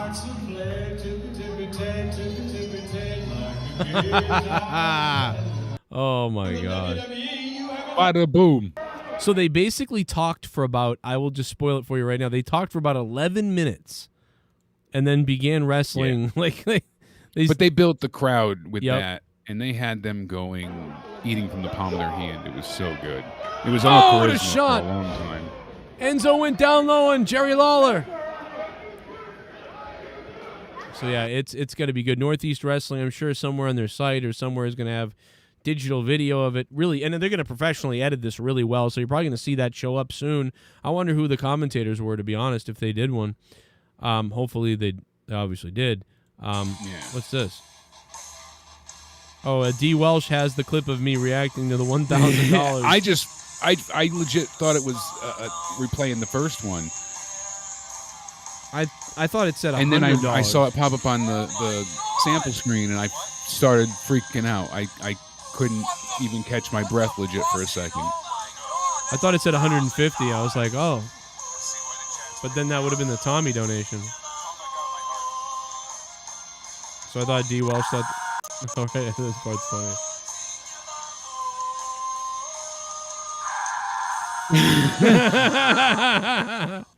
Dude, I texted Leah to tell her. I was like, sorry if I'm... Because sometimes if I'm screaming, she can kind of hear me through the floor, and she goes... The hell are you doing? And I'm like, it's crazy right now. Anyway, and We Are JCS Army has already made a picture that's earthquakes, I guess. Yeah. Which is pretty funny. That's awesome as a GIF. On Twitter. That's pretty fire, bro. Yeah, Thank that you. was the VHS version, but still, hey. Yeah. I wish they would bring back Enzo, no doubt about it. Finn Balor was trying to basically give people a chance to say, like, this is going to be a good opportunity for those got released, but he started to get some heat for his comments because people just go by the headline. He said it's good for wrestlers to be released from WWE, and people went nuts without actually getting into it. He said, obviously, you never want to see these things happen, but this business is very controlled. A lot of my friends were on those lists. Some of them are seeing it as an opportunity. He said it could be difficult to get time on NXT. It's only a 2-hour show. A lot of these people, it's going to be for their benefit to help them grow outside of WWE. Right. These are some incredible chances on the independents. He said you never want to see these type of things happen. I hate reading those lists, but you have to look at the positives, and those people have been offered an opportunity to start again. He's right, especially now you have a chance in a lot of different places. Yeah, absolutely. There's a lot of places people giving to go. him shit have to learn to read. Yeah, and the thing about it is, I don't know, man. It's almost like the ceiling is come down in right from the top. Like before, it was like these top companies and that's it. And then below that, yeah, you could do a little thing, but it wouldn't. You would be your part-time job. Now you can make a living. It's just like YouTube. It's literally like everything. I could go get a job at a regular radio station, right, doing this sort of thing. But I would only make between $20,000 and $40,000. $20,000 and $40,000 if I was lucky, 40, but definitely $25,000 to $35,000 usually. I could go get some afternoon sports drive or whatever I want to do, or DJ thing in Florida or somewhere, and be like, yeah, the Sox today, you know what happened at WR 45, like, we'll come up with another, like, and I could do that, but, like, what your real dream is to do is to become so big that you get put on a New York syndicated show or a big station, and then if you do really well on those type of things, you're making about $100,000 a year, maybe. But there's no Opie and Anthony anymore on radio. There's no Howard Stern on radio. Who the fuck is on radio right now that is huge? What's happening is if you become... No one's listening to radio, that's why. Well, that, but also all of the shit you can't say and the FCC and everything else. But what's happening a lot of times is bigger shows are just going to satellite, but then the satellites are getting syndicated by the radio station sometimes. And so but nothing's really happening. So unless you blow it out of the water, like, you really can't, there's nothing you can do. Like, there's nowhere to go. So, but you can go on, become a podcaster or a YouTuber, which I started this shit in 2005, really. But, but I really started this format in 2012. And look at this. It's the same thing. It's like an indie wrestler. Yeah, you're not going to make, maybe you won't make $500K in WWE. Maybe you won't make $1 million in WWE. But you can go coast to coast at your own shows, book your own rate, create your own fan base, and you can make somewhere between $50,000 to $100,000 just working for yourself. Yeah. And that's amazing. That's kind of amazing. The only incredible problem is the health insurance. That's the only thing. Hopefully, maybe you have a wife and she works a regular job with health insurance. Then you're set. Because then if you're making $100K or $80K or $60K and your wife makes $45, $50, $60, $70, $80K herself, then boom, there you go. Two incomes. You're good to go. I mean, you don't need to. Now you're set. I mean, so you don't really go to WWE for $80K unless. I mean, I guess you do because then you get your name out there even more. So it's really just adds on to your own thing. It's the same thing with bands, right? A lot of bands don't really record label anymore unless you're going to be signed for you're guaranteed $2 million and we're going to take most of the rest of the money. Then you're going to say, fine, fuck it, I'll sign to a record label. But if you're a band who can tour around on your own and you can make somewhere between 40, 50, 60,000 a year, you'll just do that and not sign to a record label if you're lucky enough to be able to do that. So to me, that's the wrestling business as a self-contractor is really reflecting all of those other avenues. And absolutely. Should we do SummerSlam predictions too? I'm sorry, I'm off on a rant. Yes. Well, no. A couple things really quickly. Yeah. Goldberg did confirm on the bump that he has 2 matches left. Oh. He said he'd love a piece of Roman Reigns, and he would also love to get his hands around Cena's throat. He said, but that's wishful thinking. Whoa. Let's take care of Bobby Lashley first. So Bobby Lashley's 1 match. He has 1 more on a deal after that. Cena retiring Goldberg, you think that's the plan then at WrestleMania? I don't know what they'll do. I bet you they'll save the other match for Saudi Arabia with him because he's really overseas. That'd be pathetic.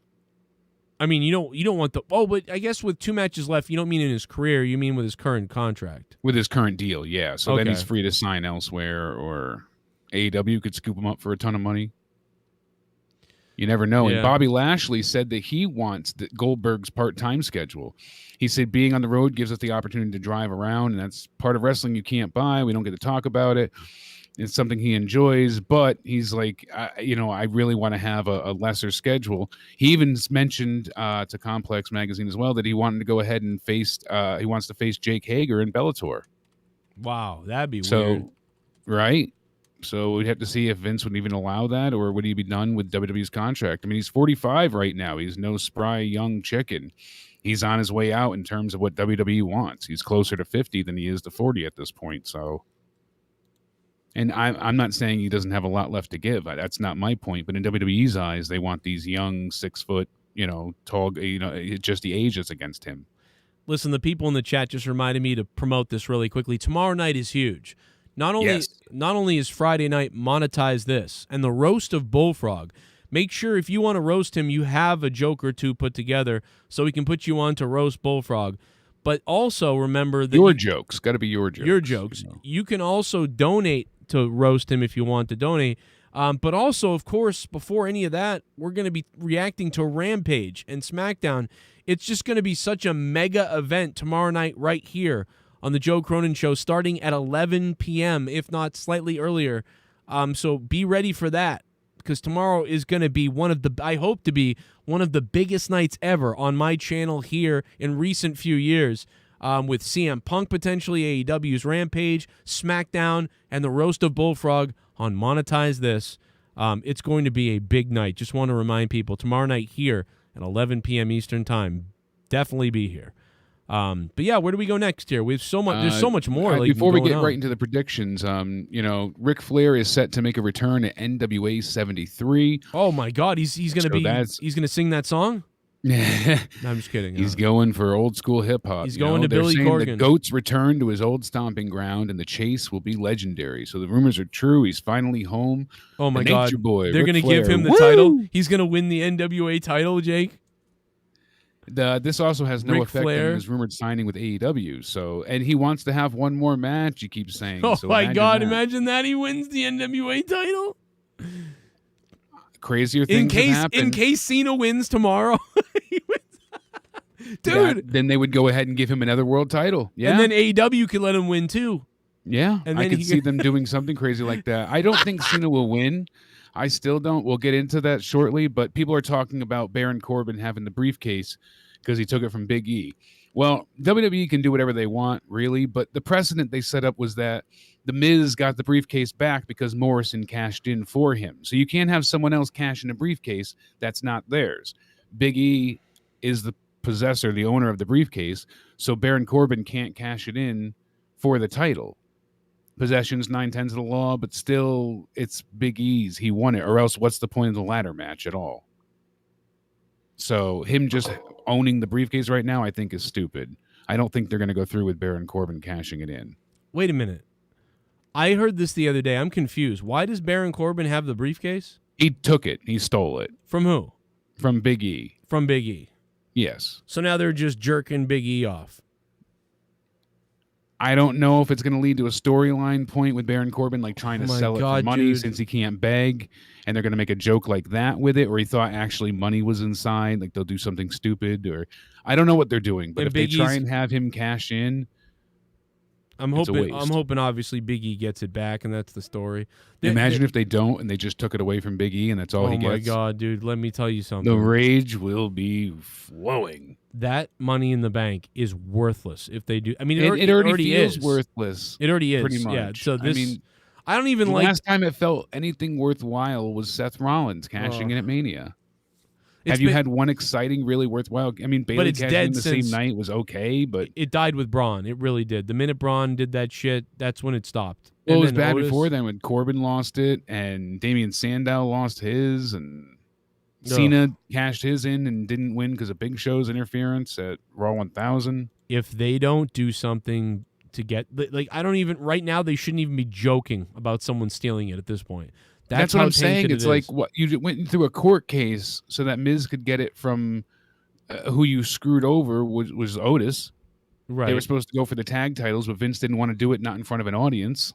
Okay. And then again with Recode Media, Khan now, crazy enough, is saying that we're open for business. Sure, we could be sold.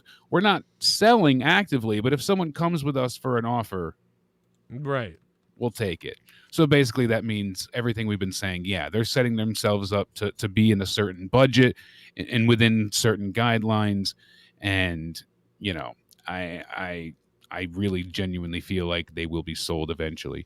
As where we thought forever the company would go to Shane, Stephanie, Triple H, someone of the family, it almost seems like now Vince feels, we've heard, allegedly, he feels like no one is a good successor. No one's worthy. So he wants to go ahead and let it be gone.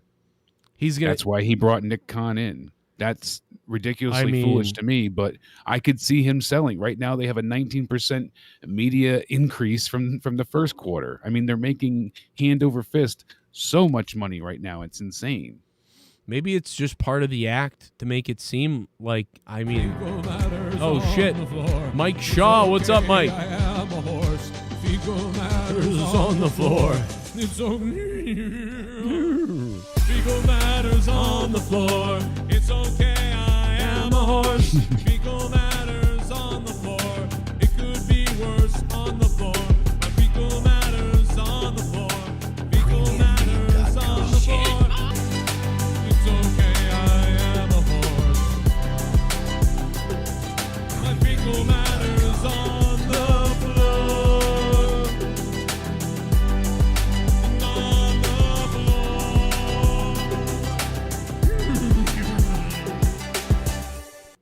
Sith Negan robbed my bank and stole my whole savings. Now I'm on the street corner giving hand jobs for ramen noodles.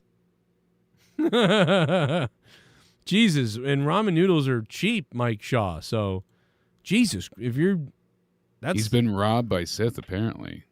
Oh, is that what he's? Oh, that's right. Yeah, Sith totally. I mean, robbed the shit out of everybody tonight. Well, let's be honest. Except for us, but hey. Yeah, he delivered. That's for sure. I robbed the IRS. Thank you, Mike Shaw. Mike Shaw is a beast. You become And AJ chiming in again. shitball. And Joe, I will be back in 1 minute. You got Messed up. Blowing bubbles in the toilet. Oh well, Punk is back tomorrow, mfers. You know what time it is. It's poopy time. Sorry, I don't know why I said that. AJ in VA, what's up, man? $4.99 coming in. Blowing bubbles in the toilet. Oh, well, Punk is back. Yeah, listen, you blow bubbles in the toilet all day long. After what happened with you in your life and everything that's going on, listen, you deserve to take as much time off as you want, blow bubbles in the toilet all day, all night, whatever you want to do. You know, you do what you feel is necessary at this point. And I get why you do it. Totally understand. It's understandable. No, not a goddamn person here blames you. Nobody blames you at all. A couple little news stories that we got in here that went around. You know, I know we sort of did the Ric Flair one the other day, but I'm more interested in him going into NWA.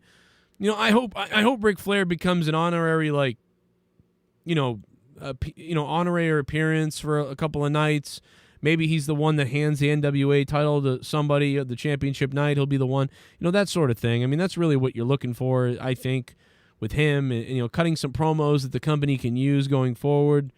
Those are the things you want. To see Ric Flair back in NWA, that's going to be a beautiful thing for them. That's a nice thing. How can you not love that story or whatever? You got to, I would believe. So that's a big one for me. Triple H talked about whether NXT is changing recruiting policies and stuff like that. We've heard about all the changes coming to NXT, and so Triple H has gone and sort of said this. He said, it's a funny thing. People talk about the shifting, if what is, it never really shifted, Triple H said. So if you go back and look at our hiring process, not the hiring process of a television show, the hiring process of who we're looking for to train as WWE superstars long term, if you go back and look at it, it hasn't shifted. It's been the same process. I don't negate anybody from a standpoint of I wrestle some independent stuff. Well, all right, you're out. That's not a factor for me. So, Triple H basically, countering what the rumor we heard about Vince with no more midgets and all these things. But it's also not the factor that makes every time, basically makes us pick those people every time either. So has every role been perfect? Has every role perfect? Does all the stuff? Makes it look easy because they've been training? That's really not showing me anything. You should be able to, if you've been training, if you've been working the indies, you should be able to do all that. To me, what's a potential long-term? What is potential? And are they willing to work and live up to that potential? Vince used to always say, we're a variety show. So, Triple H is basically making the point here, like, listen, I'm looking for all talent. There's a comedian guy, and he might not be the best in the ring. I see the value. If there's a small guy who does flippy-floppy crazy and it's awesome, I see the value. If there's a big guy who looks amazing, I see the value. If there's a guy who can cut a promo, I see the value. So he's sort of counteracting that rumor here in this report. At least Triple H is. This is what Triple H is saying. What we've all heard is we've heard like, oh, there's this new process and all these things. Now, is this Triple H just trying to defend how he's always hired? And that way, even if things are changing coming up, he's still going to defend himself as what he does, even if what he does is being, told to change. But he's not indicating anything is changing. So, whatever with those rumors of things changing or not changing, he's not giving you that right here at all. So, it's weird. But what up, Seal? I haven't seen you in forever, man. You Rose Bullfrog put him and Justin Bailey on at the same time. Justin Bailey left the show over a year ago. I don't know how long. I know you're an OG. No doubt about it, you're an OG, but I think it's You might have been gone for a long time because he hasn't been here in over a year. He's a dead. No, he's got AIDS. Christian Cage officially retires the TNA World Heavyweight Championship. Now, I thought the other day when I heard all this, I thought it was that Christian Cage retired. But it says, tonight ended an era as Impact World Champion Christian Cage officially retired the TNA World Heavyweight Championship, which I guess was misunderstood, because the other night I was told something like this, and I said, wait a minute, Christian's retiring? He retired after he won the belt? And people said, yeah. And I was like, and maybe they didn't understand that I was saying, oh my God, Christian retired. But people were sort of yesing me, and I don't think they knew I was saying, I thought Christian retired. But Jesus, he didn't retire. He retired the title. Cage thought, out of respect for his career in TNA from 2005 to 2008 and 2012, and the careers of those who made this title so legendary, it was time to retire the well-established belt and shift focus solely on Impact World Championship. So there you go. The Impact World Championship will now be the belt focused on, but he retired the TNA belt, which we know everybody that wins has had to walk around with both belts, which is stupid, confusing. Like, I always hate that when there's a unified thing or two world belts and you got to walk around with both of them. It's just kind of ridiculous. It confuses new viewers. It confuses like part-time viewers, and it just makes you seem like, why do you have two belts? It's so stupid. So yeah, that makes sense to retire it. But yeah, I was under the impression that Christian himself retired. And I thought that was ridiculous because I was like, first of all, he's got a match with Kenny Omega. Why would he be going to fight for a title if he retired? And I think I knew the other day that it was the belt, but I kept saying that Christian retired. And so I just wanted to apologize for that because I said that out loud several times. And I also was like, what? He's really retiring, or he retired from TNA? I don't know. So I was stupid. I should have obviously figured that out. Like, hey, that's not what, like, I didn't even look at the news report. I was just like, oh, okay. As you guys may or may not know, AEW released 300 additional tickets for tomorrow's AEW Rampage. Not sure at this point how many of those have sold, but like Jake said earlier, 300 extra tickets released. I'm assuming they probably will sell, and probably will sell pretty quickly. I would assume that, about an hour before showtime, that potentially maybe you'll be able to get something at the window, maybe, and get in the last 30 to 80 tickets or something. Somebody will get in, maybe.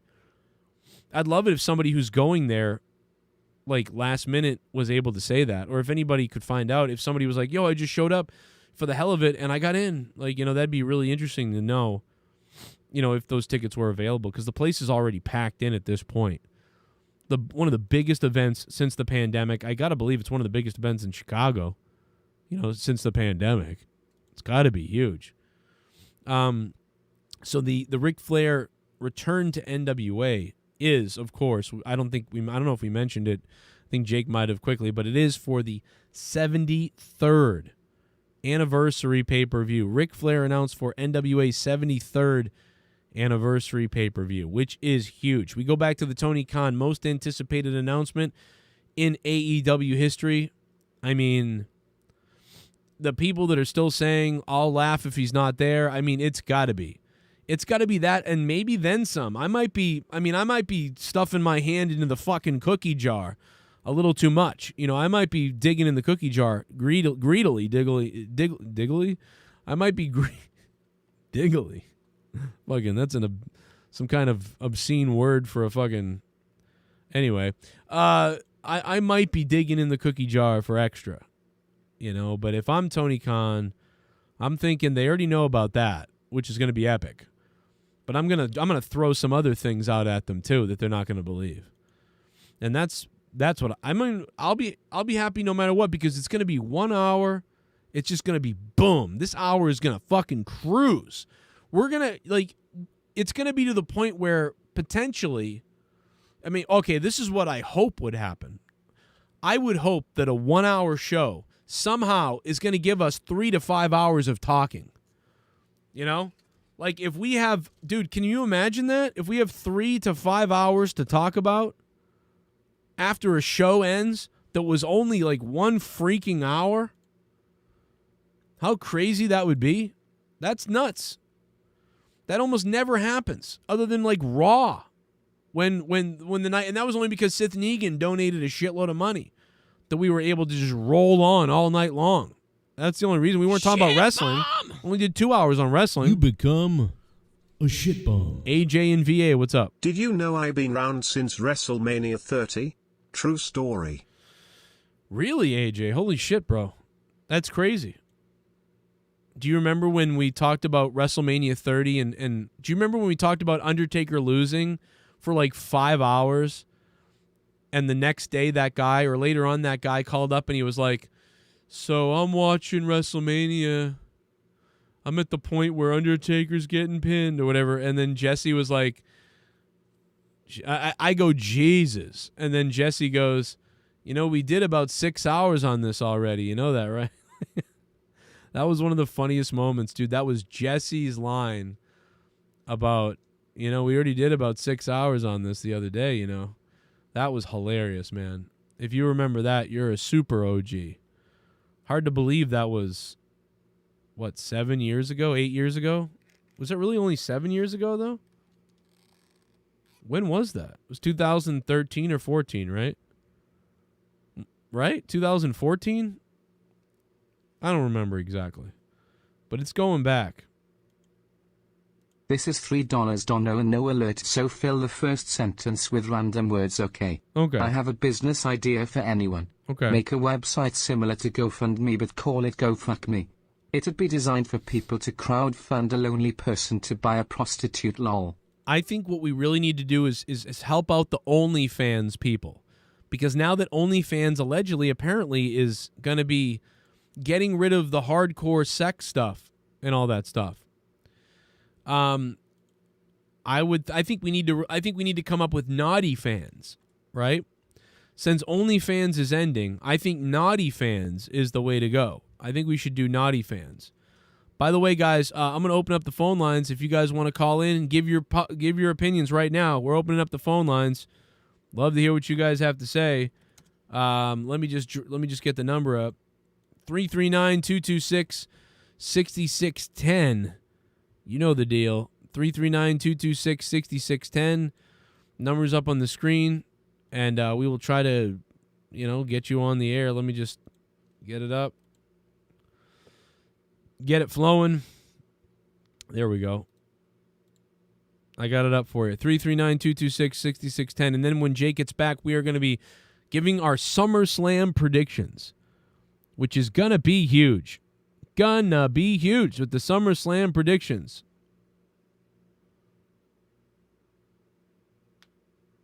Boom. I think that I got to pull up the card here, but we weren't sure. We had like a question mark near Sasha Banks and Bianca Bel-Air. We didn't know if that was going to happen, but I'm putting that back on the list now because now that does look like it's good. 708, I hung up on you. My bad, 708. Sorry I hung up on you, bro. 631, what's going on? Really? What's up, baby? Don't you wanna fuck? Oh my God, Fat pussy. Is this Vince McMahon? Big fat pussy. No, I don't. I want a tight little one. I want to shrink my wife's. Good God.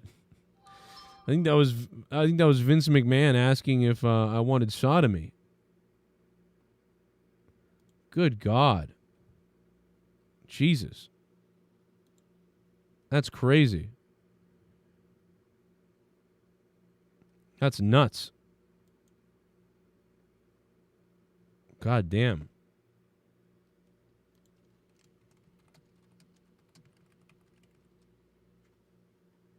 That's fucking crazy. Very strange. Very strange stuff. But no, I think that 708 callback. I'm trying to get you back on the air, man. You're the one that called. Please come back on the air. 708, come back on. I'll get you on, man. I'm sorry, man. I'm waiting for you. I'm giving you another chance. 339-226-6610. All right, 708. Sorry, bro. Call back. I'll get you on, though. Said I got to go to 857. Yo, 857. Hello. Yo, man, what's good? What's up, baby? Yo, man. All right, man. First of all, No, what's going on? What's up? yo, man, I'm just happy to get through, but can I just make some comments real quick? All right. First of all, CM Punk's probably going to mention something about Roman Reigns promo from the other night. Second of all, I like that turkey song that you play when people donate $29. Oh, yeah. I want to make something very clear, all right? I'm an old-time Attitude fan, right? And I'm happy that you have this show. I watch AEW, and I'm so happy that AEW is on television because I have not been excited for wrestling like that and over, since ECW, going to Revere, going to Wonderland. And now that it's on, I was watching AEW yesterday, and one of the things that I can see myself already tiring out is the gymnastics of it all. After a while, it does get a bit tiring, but Yeah. I can appreciate the storytelling. It's definitely much better than WWE. Right. Yeah, no, it's just more exciting. It feels more real. It feels like anything can happen. WWE doesn't have that feeling of, anything can happen and it's wild and, it's exciting. This does feel exciting. And WWE just feels like this stale, PG, what's sterilized is the word. Like, it just feels way too clean, way too overproduced is the other word. That's what it feels like. The thing is like, the other day I actually sat down and I said, I'm going to watch Raw. I hadn't watched Raw, I can tell you, I can't even, maybe 2003, where I sat down. I follow The Observer. I kind of keep it up now. Every day I keep it up, but I don't watch it. I sat down and watched Raw, and I tried to understand what is it about it that is not interesting for me. And the characters, even the guys like Jinder Mahal, these big characters that have gone through developmental, they just don't have it. And whatever that it is it's not organic. And so that's the unfortunate part of developmental, is that in some way I think developmental is actually taken away the strength of some of these guys, which is to be themselves, which comes through. And so unfortunately these guys, they're just trained in a different way, and then they have to fit a certain character, and by the time they get up to Raw or WWE, they have writers, and they're kind of handcuffed. Yeah, I mean, they're screwed because there's too many safeties, there's too many protections, there's too many, every promo looks the same. I don't think they understand that. They're like, almost all the promos look the same. And even when they do something different with Riddle with the scooter and stuff like that, they all start looking the same, and they're all the same thing, done again. And it's just over and over again. Riddle, the funniest thing is that the best part of Raw, even though that I actually was expecting John Cena and Roman Reigns. Now, their promos the last few weeks on SmackDown have been amazing. I follow them on YouTube. I don't watch SmackDown. But the promos have been real. Those promos are real. And the thing is with Roman Reigns now, with where Roman Reigns is as a professional wrestler, I've bought in. He's the tribal chief, head of the table. It took long enough. I bought in. And so, but you have John Cena now, who's just coming in, and we go back to these guys that are coming in part-time. Then what? He leaves. Who's gonna then step up and challenge Roman Reigns for that opportunity? They don't have anybody. They don't have, and that's the problem, So I don't know. I want WWE to succeed, but then you flip over AEW and you have a guy like Dan Lambert, who's in the ring yesterday, delivering a promo, and he was screaming, and the Eddie Kingston type of screaming thing, it's a bit over the top, but I can appreciate something like that and be like, wow, and then you got this 19-year-old kid who's getting an opportunity, and I can't wait to see his match next time, because he just jumps in the air. and that gets me excited. But on WWE, I don't care so much for Charlotte Flair. I don't even care for the announcers with AEW. I care for JR. You know, I have an investment even in Excalibur, who I can appreciate the dynamics of. I don't know. Yeah, I think it's fine. It's just one of those things, and I'm sorry to the other guy who I just hung up on him again, but call back again. Do this poor guy. Great call, man. Thank you for the call. One more here from 757. What's up? Joe. What's up, man? What's going on, Cronin? Oh, nothing, man. I'm just, my arm hurts, and CM Punk's got a boner. That's pretty cool. Hey, it's AJ from VA. What's up, AJ? Thanks, man. What's up? Oh, shit. Hey, here. I don't really want to talk about SummerSlam because let's be honest, WWE sucks balls. Right. Yeah, well, SummerSlam is, we're going to get to that in a few minutes. Right after this call, me and Jake are going to break it down. So, what do you care about? I do care about AEW, man. I'm going to be honest with you. Okay. And, with CM Punk coming back, it's been a long time. Was it 2014? I think it was. When is that, Jake? Was it 2014, CM Punk's last time? Yep, that's correct. It's a pretty The Royal monumental Rumble moment, 2014. for a lot of lapsed fans like myself that have kind of been not really intrigued with what's happened with the product in like the last 10 years. Unless you count the UFC losses and all the gay stuff. I mean, the gay porn he lost too, but I would lose to Lars myself. All right. Good call, AJ. Great Jesus. call. Awesome, AJ. Yo, thank you, man, very much. I appreciate it, brother. I am so sorry. I couldn't stop vomiting for a minute, and then I couldn't stop coughing because I ran out of breath from vomiting. So it was like had to catch myself. Catch me, I'm man. high to begin with, and then I'm choking, and it's just not fun. Yeah, dude, that sucks. I get it. We all know, man. Hey, listen. So I apologize. But SummerSlam and TakeOver 36. Hell of a weekend after Rampage and the CM Punk debut and monetize this. My goodness. After this out of nowhere where Seth Negan dropped a $1,000 bomb after a $500 bomb, after D. Welsh dropped $100, and we had the Soundwave and Shell and other awesome people like our good friend the Pirate Blackbeard chiming in. What a night, I'm telling you. So, to start off, we have AJ Styles and Omos taking on RK Bro. I mean, RK Bros toughy, gotta isn't it? win. They gotta win, right? RK Bros gotta win. But what if Randy Orton screws over? Yeah, and then they Riddle? I'm worried. I am as well, because they set up this whole thing where it's like, I guess he wanted to see, really, he was testing Riddle to see if he would remain loyal no matter what, because Randy's been screwed over so many times, but they didn't really make that ultimate clear. Yeah, they didn't say. I felt like that story was a bit lacking, that finality. It was just weird, really. But they're super over. If they don't win here, it's foolish. I'm going with RK Bro, but... Yeah, I mean, I'm going RK Bro as well, but I could see, like... Clean finish. They're going to take the titles here. Yeah, and AJ's taking the pin, right? They're actually going to protect Omos. They're going to right? protect Omos. Yeah, he's the new investment. Yeah, gotta be. I agree. And he'll barely do anything in the ring. He'll do a bit more than what we've seen, but it's By the not way, going to be much. They just sort of did this story with Ray and his dad. It's really about the same thing to me. It's not much. It's Pretty not much. too much different. Pretty much. Yeah, sadly. Next up, we have the added match, just in case. Alexa Bliss taking on Eva Marie with Doudrop in her corner. So Eva Marie getting physical here, not Doudrop. They could always swap it out. Shut up, Alexa. But enough of your sass.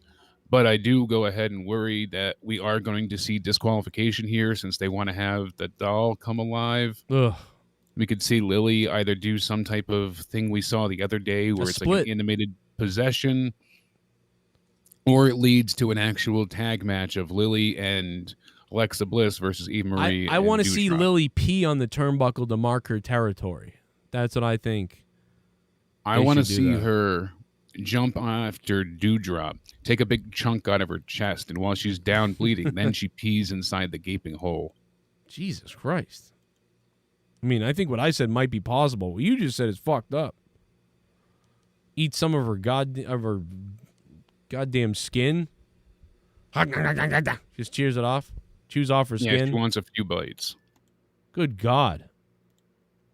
Well, that's fine. You know, so Lily's gonna win this match for Alexa. Yeah, I think it's gonna end in chaos and just a disqualification where no one wins.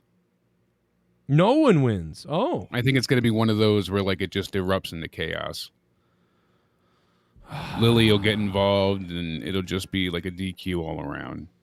I almost wonder if something fucked up isn't gonna happen to maybe Dewdrop or Eva Marie. One of them, something weird is going to happen. I'm going to guess that.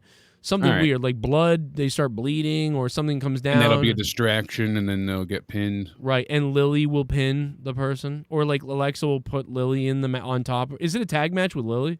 No, it's not, but I think it's going to turn into one. But so this match is just what? Dewdrop versus Alexa? Eva Marie versus Alexa. People are thinking Dewdrop's going to get possessed. Okay, maybe that was. Yes, okay, that's perfect. They go Ghostbusters 2. Lily, Dewdrop sees She's Lily, possessed. and Yeah. Lily won't stop staring at the doll, and Eva Marie is like, what the hell are you doing? Dewdrop, what are you doing?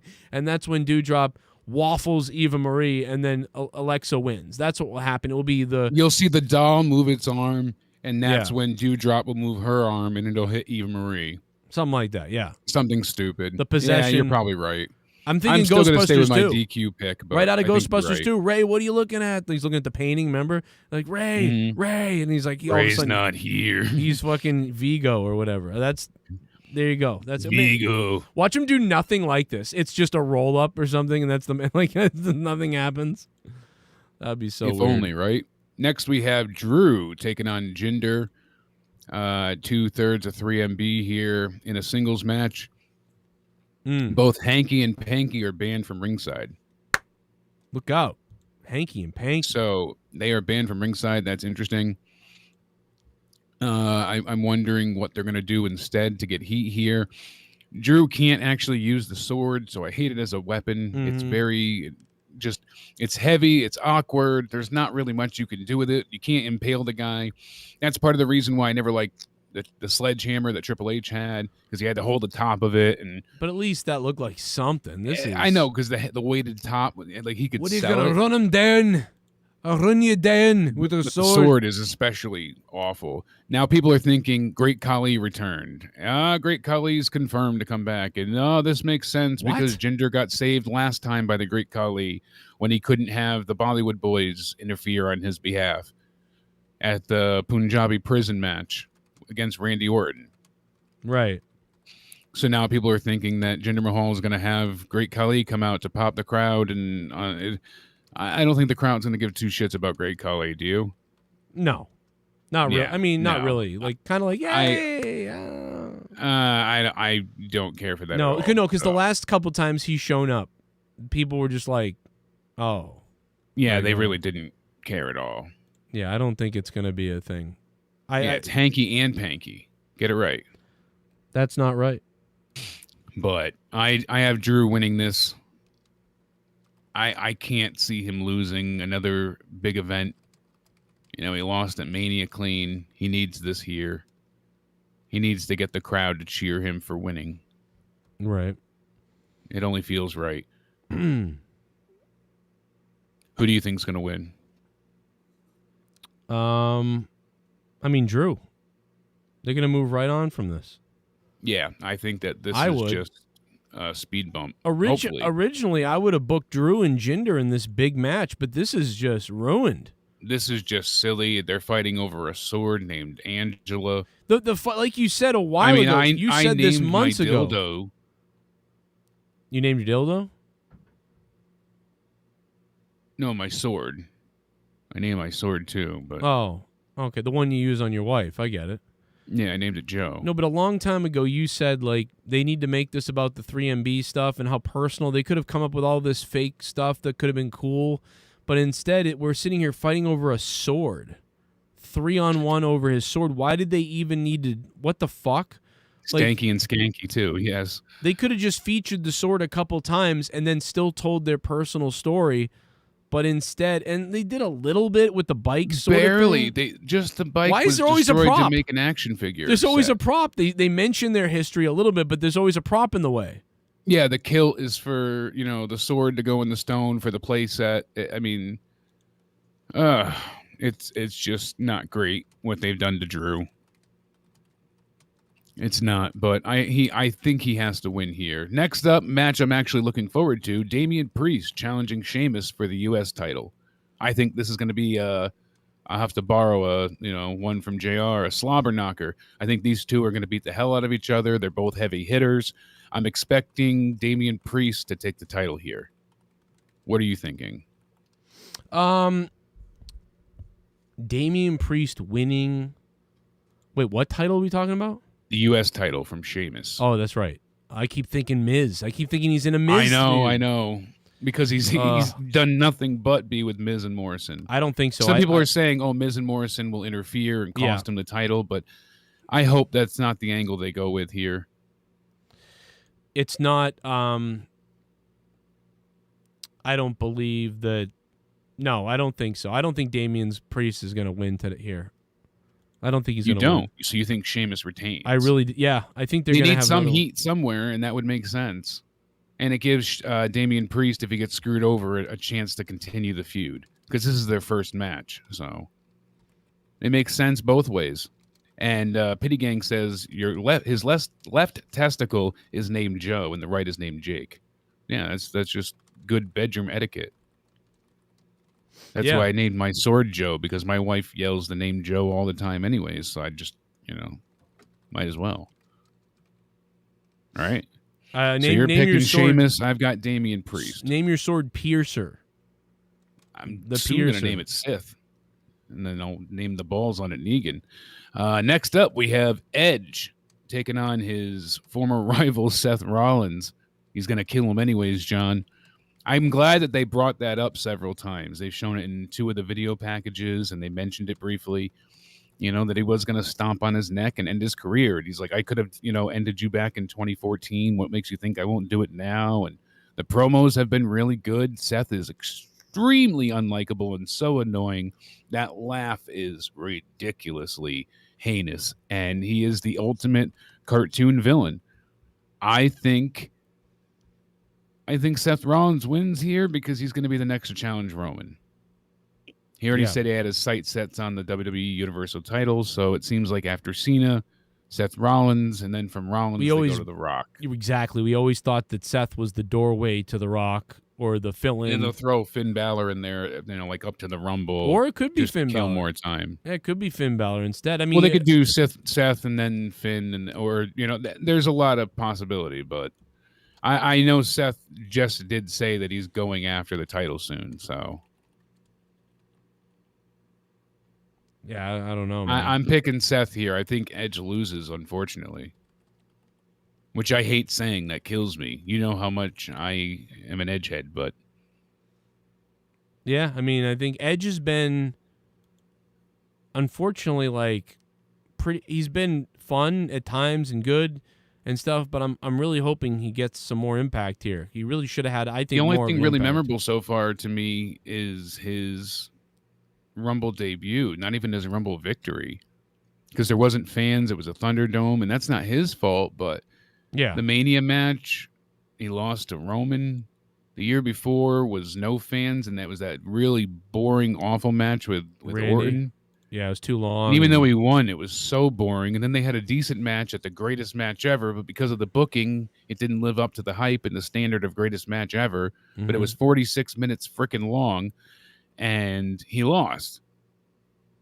Orton won. He cheated, but still, Orton won. So, again, Edge has not... you look at Christian. He's undefeated. He's the Impact champion. And yes, I did not hear you correctly. I thought you were talking about the title, not his career. Yeah. So I apologize. When you were saying Christian retired, I was like, yeah, because he was retiring just the TNA belt, so they would only have the Impact title. This way you're not carrying around 2 belts. They've wanted to either merge them or retire one of them for a while. And this was their basically like escape clause. Right. Yeah, I get that. Yeah, it's Do just, I think Rollins wins clean? Yeah, I think Rollins is going to win clean here because they want to really put Rollins over to build him up to face Roman. Yeah, basically. They got to build him up because he's a goof right now. Will they turn him into will he still be a heel though when he faces Roman? That's what I wonder, if there'll be a personality change. Yeah, I think he's going to be a heel and a sniveling shit, and that's what's going to make it interesting. Yeah. And so I wonder that's where why he'll I'm go. intrigued by it, because they're both going to be heels, but instead of worrying about who they're going to cheer for, the fans are going to, like, maybe we get a bit of a less of an asshole from Seth, or maybe it makes Roman somewhat likable. We'll see what they do when they're telling the story of the former Shield mates. There's a lot there for history. Right. I Yeah. mean, so next up, we have the We Don't Have COVID, I Swear match. Bianca Bel-Air, the women's champion from SmackDown, taking on Sasha Banks.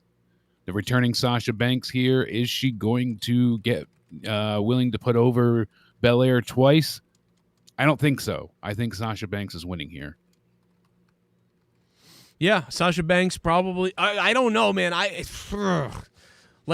think if she wins, she cheats probably. Like, this is like a. I think she'll probably cheat as a heel. I don't think it'll be a clean victory. She'll use her hair against her, or some. She has some plan, but yeah, it feels like a double heel match for sure. I still think Bianca. I do think I'm going to pick Bianca to win though. I think Bianca Belair wins. And they'll, I don't know, they'll have another match and then Sasha will win. I feel like, I feel like there's going to be obviously, many rematches out of this, and Sasha's going to win here, so Bianca has to go and get her rematch, and they keep it going. I really feel like she's winning here. Yeah, I think fuck, I'm gonna stick with Bianca Belair because I just feel like it's still not enough. I like the difference here. We're not agreeing for a couple of them, thankfully. And you got Sheamus and Bianca. I've got Damian Priest and Sasha Banks so far. Oh, who did you say? Seth Rollins or Edge? I'm sorry. I thought Seth because he's got. Okay. Well, but Yeah, that's here's the thing, though. Well, yeah, no, it's Seth because they're not going to go back to Edge again. I was thinking maybe they'll try to, give it to Edge and then Edge can take on Roman, or even that Seth could still take on Roman even if he lost Edge, but that is rough to take as well. So I will go with Seth beating Edge, which is... That's a big deal. Man, when is Edge going to win, though? When the fuck is Edge going to win? I don't think we see Edge win. Ever? I don't know. Again? I don't think we see him back in the title picture. Yeah, he's just there to put everyone over, which is fine. Yeah. Not really, though. Like, I feel like once in a while. But listen, this is just the cards that are dealt right now. He's just got to do this, I feel like, and he's doing it so great. But, yeah, if he loses again, I mean, it's someday this guy's got to beat somebody. Who's going to be Goldberg? I don't know. Yeah. I mean, who else is left?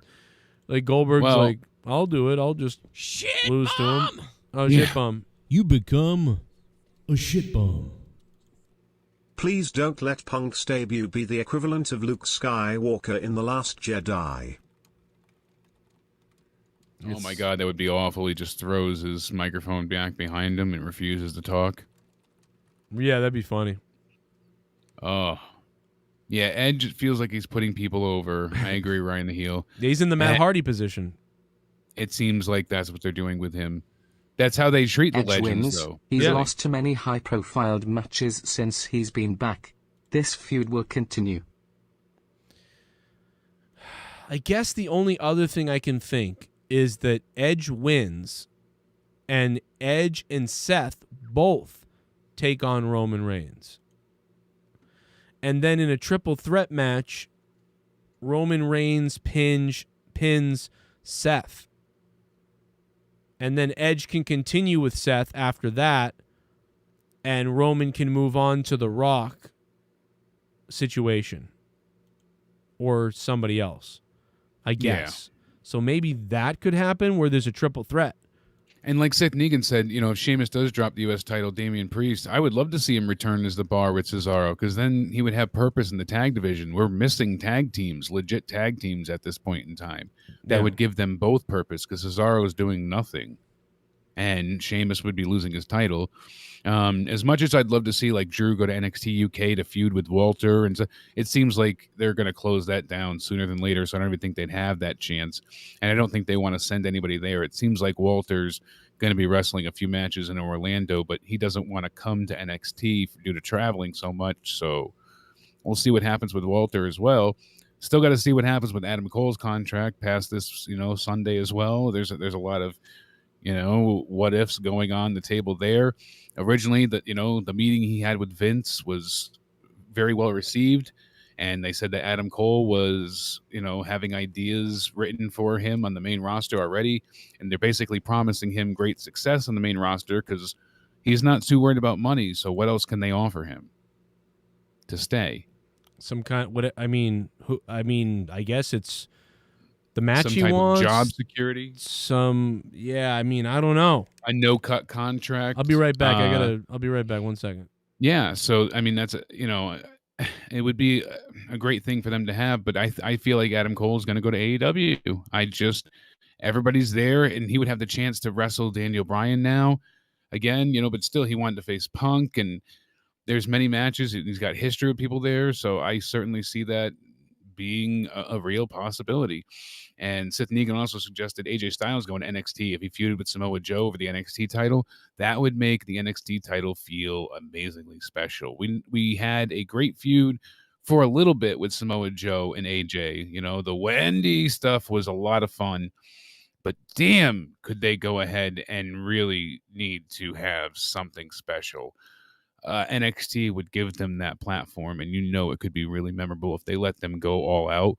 A real heel crazed Samoa Joe that we didn't get to see yet. Not the stalker version, but the real sadistic one. That would be amazing and a ton of fun. So, yeah, Walter versus Cesaro. Seth Negan has been talking about that for ages now. So, I appreciate everybody tonight tuning in to Out of Nowhere episode 250. Not only did Seth Negan sponsor the night, dropping a total of $1,500, which is crazy, but we've got SummerSlam this weekend. We'll continue our predictions shortly. We also got to talk about briefly NXT TakeOver 36 this weekend. I really want to know, chat, what match are you looking forward to the most? Is it Nikki Ash taking on Charlotte Flair and Rhea Ripley? Is it Roman Reigns and John Cena? What about Lashley and Goldberg? The Usos and the Mysterios, or what are the ones we already predicted? Go ahead and let me know and pop in the chat down below. Much love to you guys as well. And Unam, go ahead and have a great time tomorrow. For all of you being there in Chicago, the only way I see tickets being for sale at the event, like Joe said before, is with scalpers. Apparently, they're not letting tickets go at the door.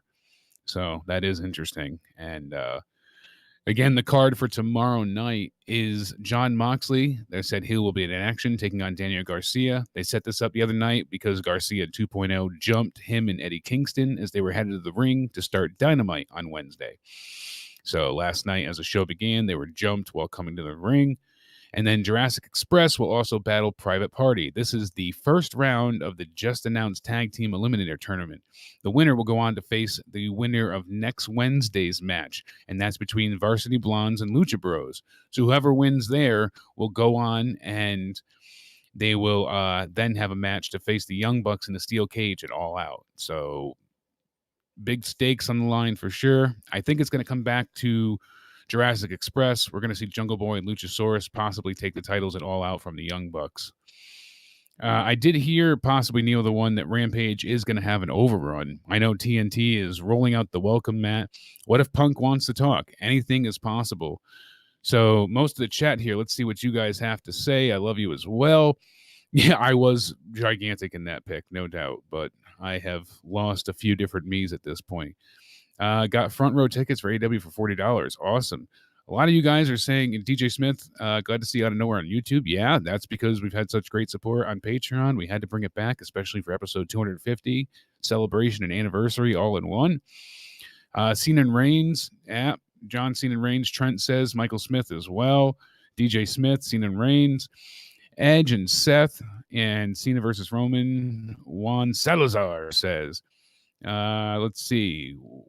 Jimmy says Cena versus Roman. I say Cena breaks the record. Ooh, we can see how petty does WWE want to be. We'll talk about that shortly. Jungle Boy is extremely over. Ryan the Heel wants to see me the most. Well, I think that would be a little disappointing if I came out on SummerSlam, just walking my stretchy skin ass out there. How funny would it be if 959 Punk showed up on SmackDown? Oh my God, the ultimate troll. I think I would possibly have the biggest laughing fit anxiety attack. Now, I don't think there's going to be a cash in either. People keep saying that, but I don't see how Baron Corbin could cash in what's not his. So Joe Compton chiming in, he said, Naked Sins, that's not me anymore. Okay, Seth, I'm sure. And Joe Compton says, I want to see the Jake sex tape more than anything. I'm telling you, OnlyFans. I had decided to start posting my content. Very cheap, by the way, 99 cents for all access. And I was wearing nothing but the Out of Nowhere championship that my daughter made me. Think of that what you will. It was ultimately pretty damn sexy though. It was hot. I was fully erect, so the belt was sticking out a little extra. Didn't need any Velcro to keep that on. Think of that what you will. But OnlyFans has taken away pornography. Come on, they want to rebrand themselves so they could be a little more user friendly because no one will invest in them. They have a $2 billion evaluation, so I mean, they made more than $2 billion last year. And where's the belt? Hold on, I got the belts over here for the Out of Nowhere title. Don't you fret, my pets. I've got the Out of Nowhere belt right here, and I also have my makeshift IOU. I don't know. Monetize this title until Garguts goes ahead and wins that belt back, or I have to send some federales to his house to fix this and find out if he pawned the belt for sure. So also, tomorrow night, we will see Jade Cargill take on Kiera Hogan with that bitch, her words, not mine, promising to treat the X-Impact the way Miro did Fuego del Sol last Friday. Could you imagine? I would be dying with laughter if you heard Cult of Personality on SmackDown, and then Roman just made that stupid face like he did when AJ Styles debuted in the Rumble. Looking at the Titantron. It would be amusing, but you gotta believe that the backstage morale in WWE is certainly leaving a lot to be desired. How they feel at this current point in time, it's just Matt Hardy's dropping CM Punk teases now as well. Obviously, it's just a matter of time. Big Money Matt is obviously posting a video of when he and Punk were taking on Miz and Morrison and. Just all those different gifts and things like that. So, Matt Hardy and CM Punk taking on Miz and Morrison. There you go. Make of that what you will. But Drew's talking his endgame about bringing his sword to the ring. So he said, a lot of us are in big shape and hopefully a little handsome, but you want something to look different outside the box. I said, I'm Scottish. Why don't we lean into the Scottish thing? Eventually, Vince said, how would you feel about bringing the sword in, bringing your heritage and history in? And I said, I would absolutely love it. Then they gave me this big ass sword. He's like, well, I'm going to use the bloody thing properly. He's like, if I'm going to use a sword, I've been swinging that around for a long time now. We gave it a name. It's named after my late mother, which is really cool. I'm bringing it to the ring now, and I'm starting to use it. Hopefully there is an end game for this thing. There must be an end game for this thing. If I'm going to bring it to the ring this much, I'm going to use this bloody thing properly. And this is what he was saying on Pat McAfee. So you can see clearly that he doesn't want to be a fool with this sword. He wants, his mother's legacy to stand tall and let him stab a mofo. So hanky or panky, guess what? The maker is here. If only, right? If Drew could actually go ahead and start swinging that sword. So we'll see what happens. But also being reported is that WWE was giving out a bunch of tryouts that happened in Las Vegas contracts. At least a dozen tryouts received contracts to go to the Performance Center. So, hey. That's interesting. We'll see what happens there. Rhea Ripley has got a interesting bikini pool photo that she went ahead and posted. So can't go ahead and can't beat that. That's on Twitter if you want to go ahead and check that out. She's hanging out with the bros. So she's with Matt Riddle and Damian Priest, getting ready before SummerSlam. That's right. Can't beat that at all. So go ahead and I'll retweet that right now. Did we get all the matches done before I left? No, we did not. We've got a few to go. My bad. All right, so I was just trying to figure out what was going on upstairs? Sunday, now Saturday. Sunday. That's right, SummerSlam. So the Usos are taking on, in the match that never ends, Rey Mysterio and Dominic Mysterio. I think the Usos retain. Who do you think wins? Yeah, I think I gotta have the Usos retain because they gave them the belts really to strengthen this Roman group. Why would you take them away now? Like, it seems so odd for them to lose at this point, especially when Roman was talking them up. So, and I know the match will be good, but I don't have any desire to see it. I'm so burnt out of the same old, same old. Yeah, I wouldn't want to do it. Next up, we have Goldberg taking on. So long as he doesn't molest his son beforehand, he won't be out of energy. Goldberg's taking on Bobby Lashley, the WWE champion. I'm going to say Bobby Lashley retains, but you never know with Goldberg. I mean, even though he's only got 2 matches left, he could take the title off of Lashley just to give it to somebody else. That's true. I don't think he's going to win here. Right. But he's lost so many times that will they have Goldberg lose again? Yeah, it's dangerous to have him lose, but I think he will lose here. You know how they treat their legends. Yeah, I'm going to go ahead and say that Goldberg loses. I just got to believe he's there to help Bobby Lashley. I would think. Because they had nobody else and he had matches left, so. Yeah. That's pretty much what it all comes down to. I think he's just there to put over Bobby Lashley, and hopefully his last match is against Riddle. Yeah, she does look so much better without the makeup. She's very, very pretty there. Who? Rhea Ripley. She tweeted out a picture of her hanging out with the bros. She's got a bikini photo, and it's pretty much the same as her ring gear. It's not much more revealing. What's than weird her ring is gear. it's weird. She looks cool as a goth type metal person, but she also looks like she looks hot in a way when she's whatever. But she also when she doesn't have the makeup and she's just got the blonde hair and she looks kind of good no matter what a little bit. But yeah, sometimes the makeup is like overdone. She looks like a clown on a goth type of thing, which is all right too. But with no makeup on, she looks really good. Like, remember what she looked like when she first started? Like oh my god, like she looked like this kind of like blonde goddess. Yeah, she had longer hair with the side hair, but still longer hair and. She wanted to, she did set herself aside. She kind of looked like Charlotte in a way, like, really when you think about it. I mean, she no kidding.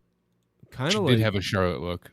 A little bit, but then she kind of had that punk vibe or goth vibe, but metal. She kind of had a metal vibe, but it was like, now she's gone full like infusion of like from metal cool chick to like full on like metal goth punk mode. But yeah, kind of crazy how absolutely. Yeah, it's weird. It's crazy how she's transformed herself, like But I don't know, I like her in every. I do like longer hair better, so that's just my thing. I don't like short hair. I do too. I don't like the really short hair. But yeah, she looks. I don't hate it, but I'm not a fan of it. It's not a personal favorite. But she does stand out. Like, even though she looked hot and cute and stuff before, like, she does stand out with this look she has. Like, it's very unique, no doubt. The fans like it. I like it. Oh, you better like it. Suicide Squad all the way, baby. You know what you're going to like? You're going to like what I do to you tonight. Ooh, you know what I'm going to like? When you go ahead and you tell me who wins between Roman Reigns and John Cena. Does John Cena break the record with a title win here? Are they that petty because AEW is going to have Ric Flair show up possibly at All Out? Allegedly, he's already signed a deal with Tony Khan. So I'm going to go and I'm literally going to do something. I know WWE is petty, and I know they are weird and they will do stupid shit. But I am going to go ahead and say that they're not even thinking about that right now. And that. Yeah, I don't think Vince cares at this point. I think he just wants Roman to keep on trucking until they get to that Rock main event at Mania. Exactly. I think that's not going to factor in. There's plenty of time for it, too, anyway, in the future. So the bottom line is, Did you order that pizza? Which one? The pizza I texted you about? Oh, you want me to get you one? Did you order the pizza? No? No, I didn't do it yet. Oh, I'm sorry. Right. Damn it. I can't even find Leah. Leah! Wake up! Yeah, I don't I'll know wake where her she. up. I don't know where she. I went upstairs looking for her. I'm like, I'm not sure what happened. I think the kids might have murdered her for all I know. Ugh. But no, Could have happened. No, I agree entirely. I think Roman Reigns goes ahead and retains here. I think this is going to be a hell of a match, though, just because I think it's going to have that WrestleMania 18 Rock Hogan feel.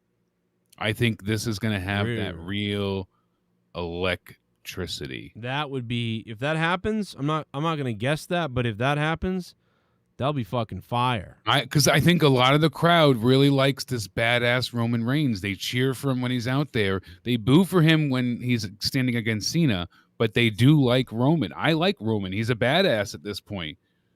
And yeah, for all the people tuning in tonight, don't forget, next week, out of nowhere, should be a huge announcement from the one, the only Sith Negan.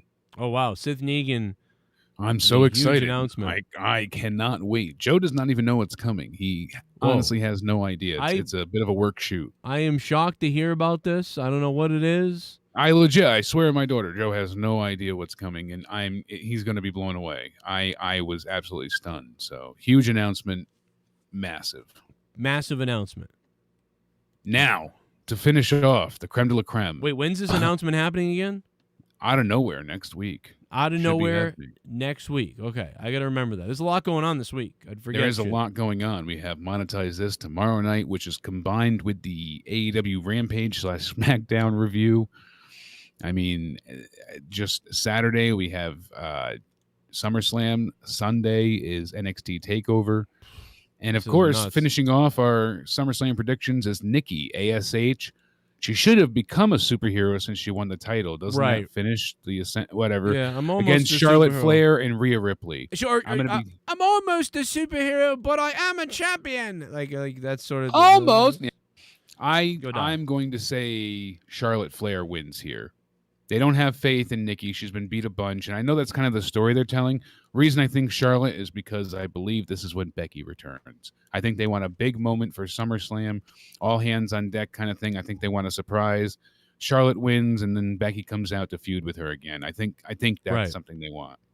Yeah, that makes sense. So you think Charlotte wins? Yeah, because they already took it off Ripley, and they got something going on with Charlotte. She's the bigger thing. Yeah. Going back to Ripley doesn't make sense. The only reason Charlotte didn't get to keep it that night was because of the Money in the Bank briefcase. But she did beat Rhea Ripley straight up. So and I almost think that Nikki's just going to keep it.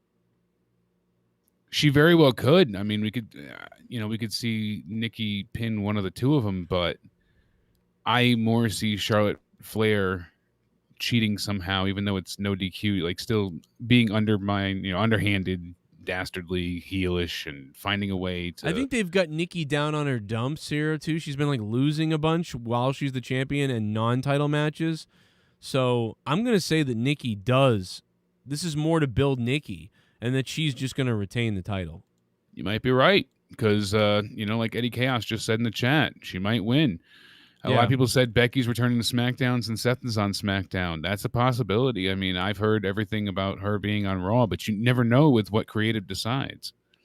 So, and to go really quickly over NXT TakeOver 36, there's just 5 quick matches. We have the second, the rematch of the most violent match I've ever seen without weapons, and that is Walter, the NXT UK champion, the longest UK champion currently, taking on Ilya Dragunov.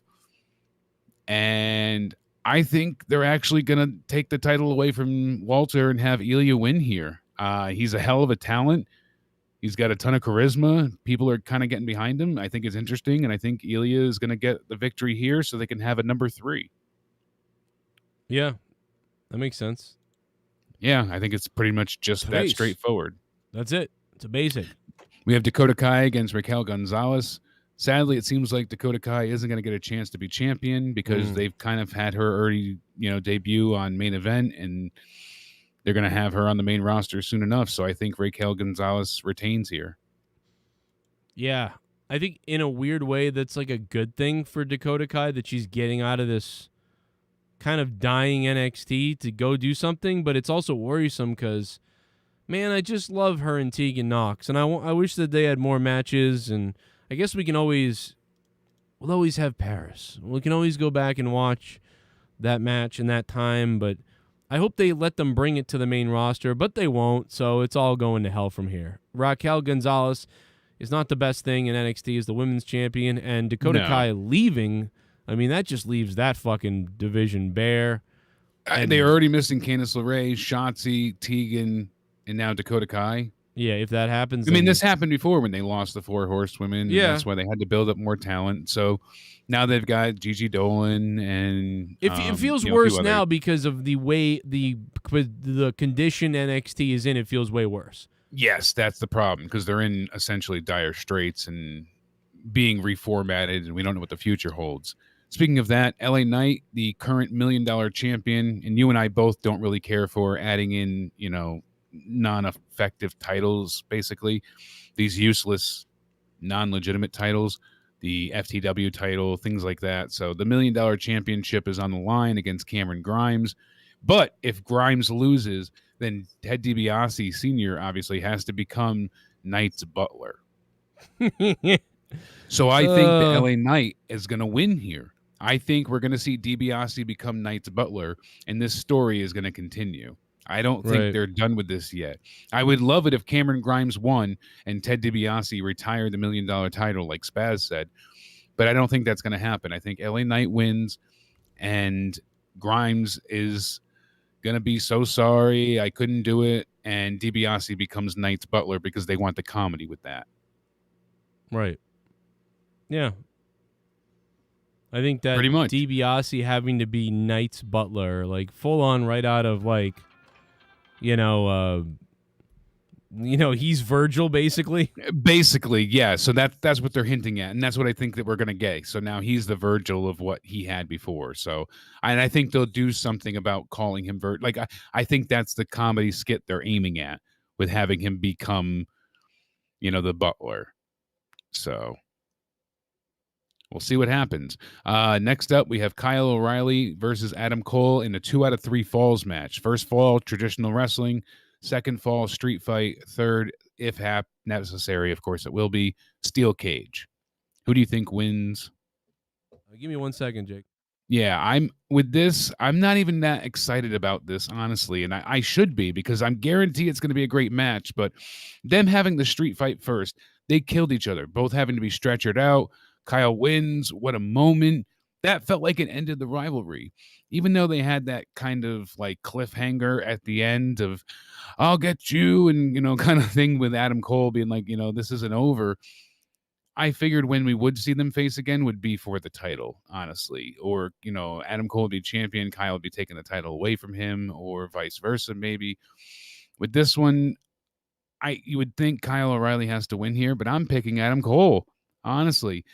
I think honestly we're going to see Adam Cole win the street fight, since Adam Cole won the traditional wrestling before and Kyle won the street fight. I think they're going to switch falls there. And yeah, what have they done to Asuka? No kidding. But I think Cole's going to win. They're going to try and put Adam Cole over here. Really? I honestly think like they're going to put Cole over just to try and give him this big win and be like, see, we love you, here you go. And not even just the contract stuff, but I think regardless of that, they were going to let him win anyways because they were elevating Cole. I think Kyle O'Reilly is a future idea for them, but not an immediate future. Man, they've been really building Kyle for a long time to not get anything. Yeah, because I don't think he's going to challenge for the title of Samoa Joe after this. I think it's going to be, like Pete Dunne or something. He's got a few, Adam Cole maybe. If he stays around, would probably go against Samoa Joe if they don't call him up.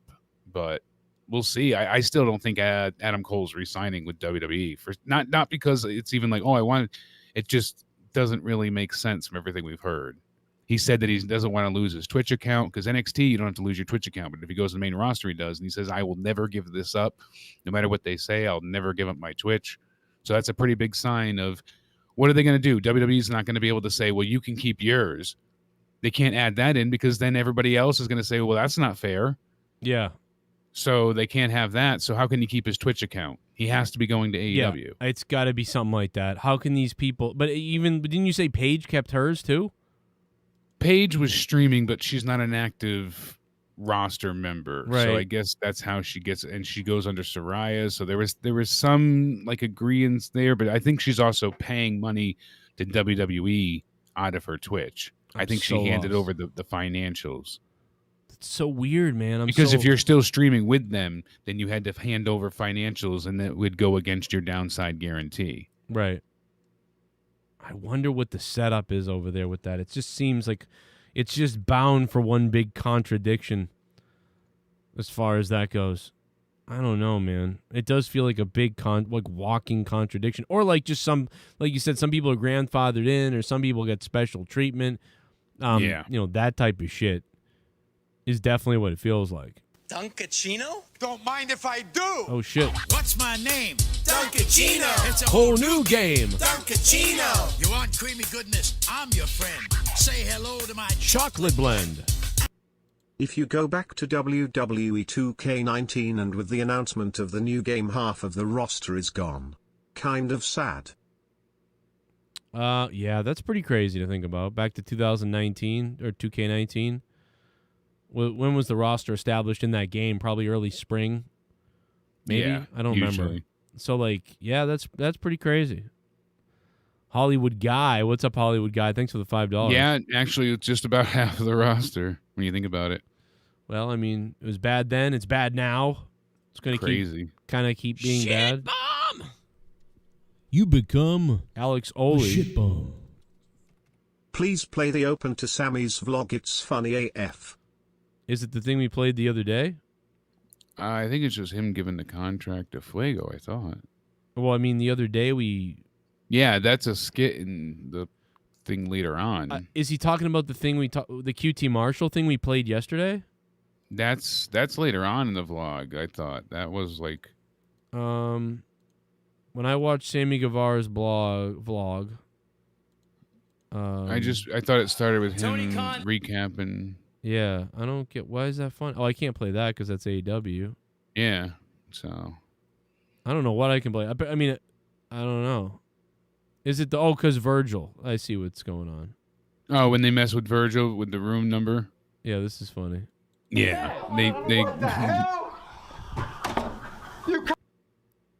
Are you serious? I don't know what's going on, but somebody's... What the hell? Maybe they gave your room to someone else. That's what I was Is thinking. that Joey Janela? There's Joey. There's back down Janela. Yep. You're rigging me, dude. I feel like someone's fucking with me. Let's go. You're fucking with me. Let's go.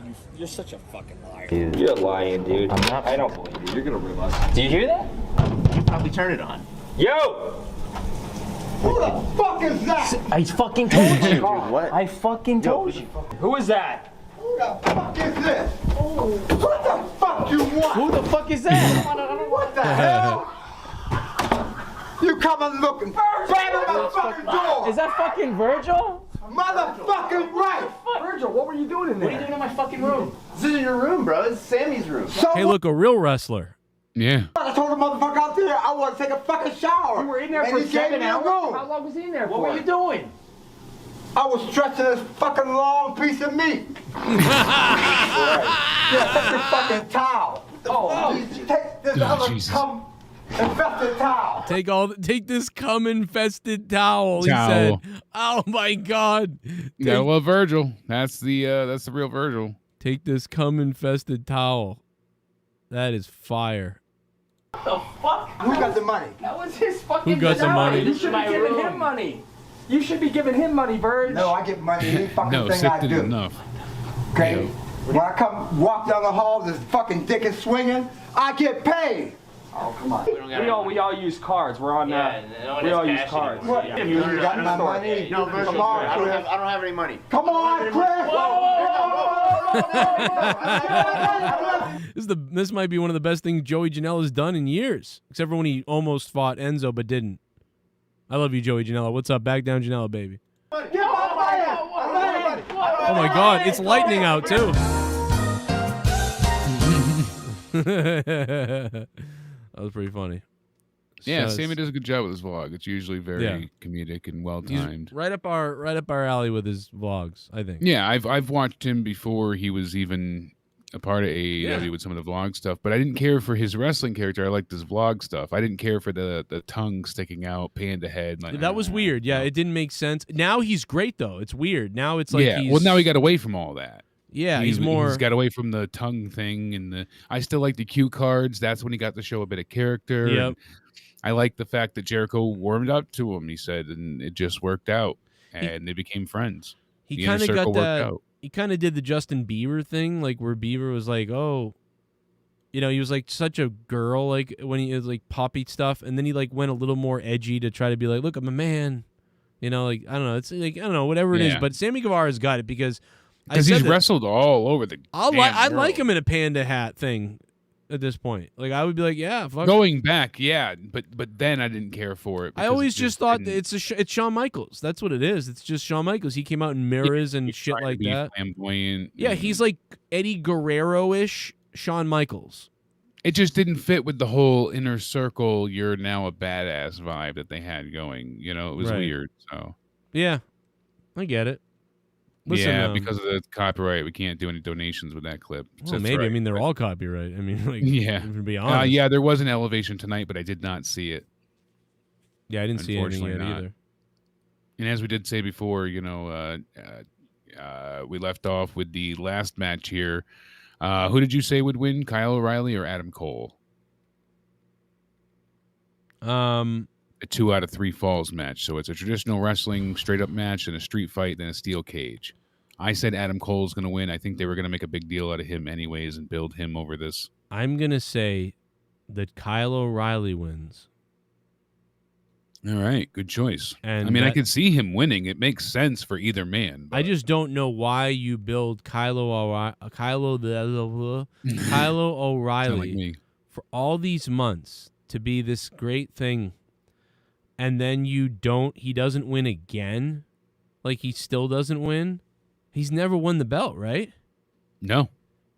What is he doing? Like, I mean, you know, well, so like that's why we'll get into the main event here. That's Karrion Kross, the champion, taking on Samoa Joe. It all but feels like Samoa that's right. Joe's going to be the champion. I'm thinking that's the title match. Yeah. That's right. Karrion Kross. I didn't even think about that because Kross sucks so much. You're right. Yep. Oh my God. Then you know what? Fuck Adam Cole.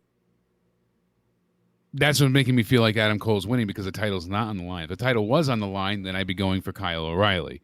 See, that's the same thought I had, but it's not for the title. Why would No, maybe this is Adam Cole farewell match. It could be. That's why I feel like he's winning, though. I think they want him to go out on a high note regardless. I'm going to go Kyle O'Reilly. I'm still going to go It's a good Kyle. choice. I mean, if he wins, it makes sense. But here's the thing. I'm just not excited about this match because we saw the street fight where they killed each other. Then they had the traditional wrestling match after that where Adam Cole won. So it just, I don't know, this rubber match for the 2 out of 3 fall, it just doesn't feel warranted. I don't know. I was hoping by when we saw them fight again, it would be for the title or it would mean something. This just doesn't really have a purpose besides their rivals. Right. The rivalry is not carrying it for me. I know it'll be a great match regardless. Absolutely. But I'm not as excited for it as I once was. And I'm really not as excited for the Kross and Samoa Joe match like I was initially because of what they did to him on the main roster. Honest to God, because of how he was treated. And he lost multiple times, both to Keith Lee and to, a minute 40 rolled up by Jeff Hardy of all people. What a waste. So I think Karrion Kross is really losing here. Before it was interesting. Undefeated Karrion Kross, the monster, Scarlet Unleashed, versus Samoa Joe, the returning badass, the guy trying to save William Regal's NXT. Now it's the bitch versus the returning old guy. Right. That's how it feels. It doesn't have the same implied, mega stardom to it because of the main roster bullshit. It really is tainted for me. I have no interest in Karrion Kross now as champion. Yeah. NXT has already been whatever, because the main roster views the NXT title as pure bullshit. So what do we care about the title then? Yeah. You don't care. I don't care. Nobody cares. And I mean, it looks bad. I think they all look bad, to be honest. Maybe Adam Cole will win, but I mean, if he did, just get rid of, like someone just said, I think Sith said in the chat, just get rid of Kyle O'Reilly at this point. Yeah, But that was and I the know they're point having to a him. traditional match to see who's better, Amanda. Like I get that, but it still isn't always the point of every match is to see who's better. So that Well, saying that out loud doesn't really make it. I think what she means is the goal of the match is to make people go, they said to holy each other. shit. No, they actually said to each other that they want to prove who's better in a straight up match. So, No, but I think they want to. But the real reason in the booking, I think, is really mostly just to tear the house down, like to make this the match of the night.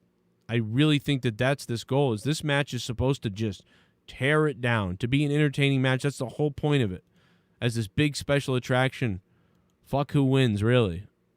And that's kind of how I feel. I don't feel either way. Whoever wins, who cares? I feel that way. I don't care.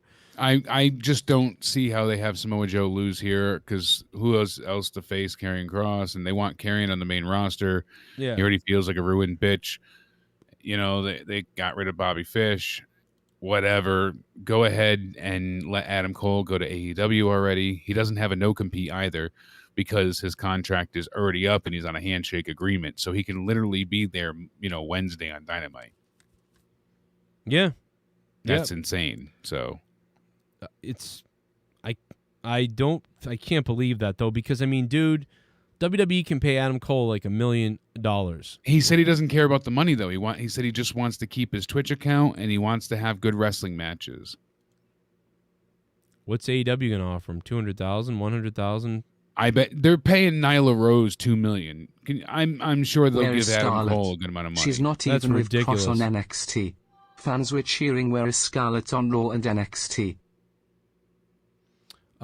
Where's Scarlett? Scarlett apparently is not medically cleared to compete. That's why we haven't seen her. But I guess it was planned for her not to be there anyways. But I don't know if that's just an excuse that they're feeding people or if she's actually injured. But how did she get injured if she's not wrestling? I don't know if it was a practice thing or what. But they don't want to use her on the main roster allegedly because they want her to be active. So we'll see, I guess. But yeah, how the fuck is Nyla getting $2 million? I don't know. That's been reported since day one when she was hired. That's nuts. And we've heard that the $6 million from Moxley. I've read this multiple times on multiple sites, and it seems legitimate. It could be over 3 years, even if that could be $700,000 a year, but that's still a lot of money. That doesn't make sense at all. Like they paid the Revival like $200,000. The Revival's getting paid like $200,000. I think they're getting more than that. They said they got less than WWE, and WWE offered them $450. WWE re-offered them $450, but weren't they getting like much more to begin with when they first were up to the main roster? Didn't they have those first lucrative contracts initially? No, they were offered more money. They literally said this on Jericho's podcast. WWE offered us more than AEW. Like we said no to a lot of money. They said a lot of money. They said no to basically about $500,000. So they said no to $500,000 to take a much lower paycheck because they believed in where they were going at AEW. What is that? $250 maybe? Are they making $250 in AEW? Either way, it's below $400,000. They're making below $400,000 in AEW. Somebody said $300,000 each. I'd maybe believe it. But I'm trying to see. I was under the impression they were making about $200, $250 each in AEW compared to WWE where they were offered almost $500,000, and Nyla Rose gets $2 million. That's weird. Yeah, I'm basically trying to find out. I don't know I can't believe these numbers are right on anybody. Like this is all right, crazy. So for WWE, they were getting $700,000 because they felt that it wasn't all about the money. They said they're making less in AEW. It's kinda annoying every time a release happens or contract up they are going to AU. Guess Pete Dunno going AU also. Wait, what's the last part? Guess Pete Dunno going AEW also? Pete Dunne. Yeah, I guess Pete Dunne. Yeah, Pete Dunne's awesome. I really love Pete Dunne, Eazy-E. Yeah, how could you not? Absolutely. I don't know, man. I'm not sure how most of this is going down, but Conti got a raise. Who's saying that? What is the source saying this about Nyla Rose's contract? The original one was when Fightful put all that. Oh yeah, okay. Original list, the top 10. Yeah, I might believe it from them. Maybe. I mean, Nyla Rose said to have a net worth of $5 million as of 2021.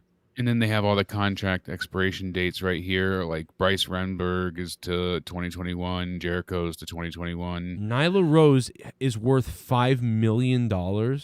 That's what I'm saying. What it has the to be fuck? the transgender. Whoa, what do you mean by that? I feel like because she brings that a bit of equality to them, and they feel like they can get some type of like market value promoting her. You don't think she's worth it, Jake, in the ring and everything? I plead the fifth. Okay. Oh wait, no, I want to answer that. No, fuck no. Yeah, I mean, this is weird. But no, she's also... No, Nyla's terrible. It also she injures says, everybody. How many times has she injured her opponents in the ring? It sounds like Nia Jax all over again. It's something about the N, the Nyla. But I guess she's an actress too, so like she makes money from that, is what I'm reading. What does she act in? I don't know. Yeah. Does anybody know? I don't even know. What the hell?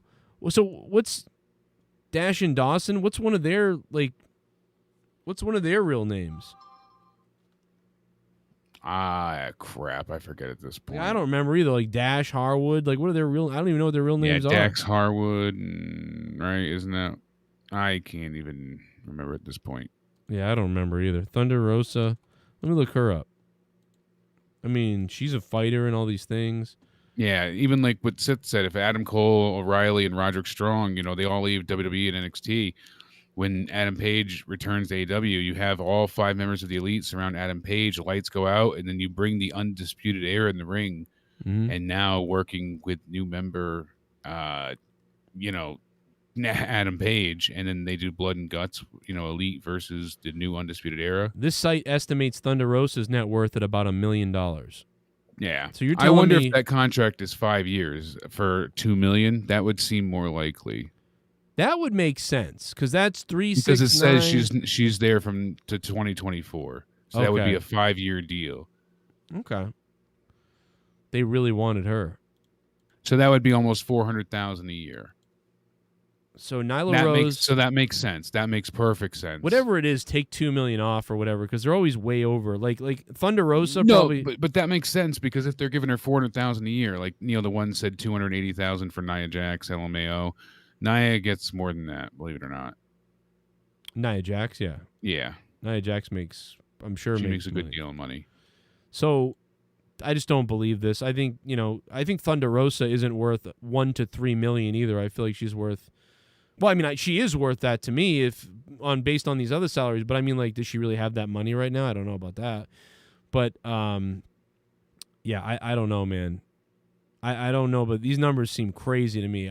Yeah, because Nia Jax originally was making $100,000, then they bumped her up to like $280,000. I mean, even Tony and Khan. Then she got a pay increase as well. So she's supposed to get, I believe, somewhere up of like 350 at this point. A lot of these numbers were old because Becky was getting Becky Lynch's 3.1, Ronda Rousey was 2.1, Charlotte Flair was at 1.1, but I know she's making at least 3 now. Alexa Bliss was supposedly getting $1 million. Asuka was getting like 800,000. They said 350, but I know she was getting more because of the Raw stuff, and especially when her tag team partner left. What was her name? Who? Asuka's tag team partner. Was it Kairi Sane? Kairi Sane, yeah. It says Bailey's making 350. We know Bailey and Sasha are Well, this must be the that. same site. This is from the Sports Grail. I don't know what that is or whatever, but according to the Sports Grail, they say Moxley $6 million, Jericho $3 million, Kenny Omega $3 million. Yeah. Cody $3 million, Brandy $2 million, Dustin $2 million, Nyla $2 million, the Lucha Brothers $2 million. Yeah, because Jericho was $3 million, but it was $1 million a year. It was 3 years. So Moxley was $2 million a year for 3 years.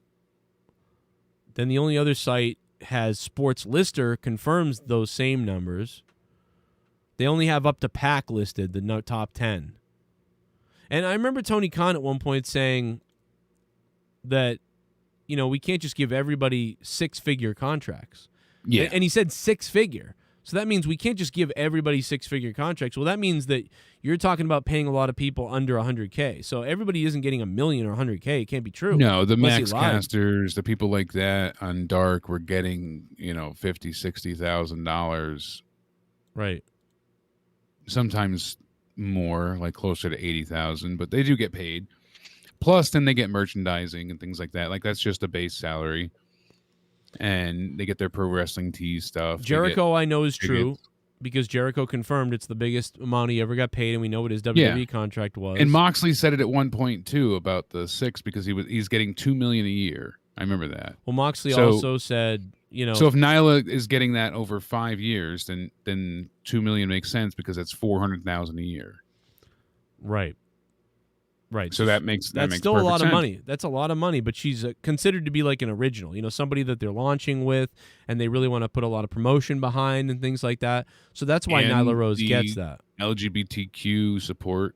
Right. All that sort of support to say like, we really want to represent this. Almost like how Star Trek had their representation early on when things were weird in the 60s or whatever.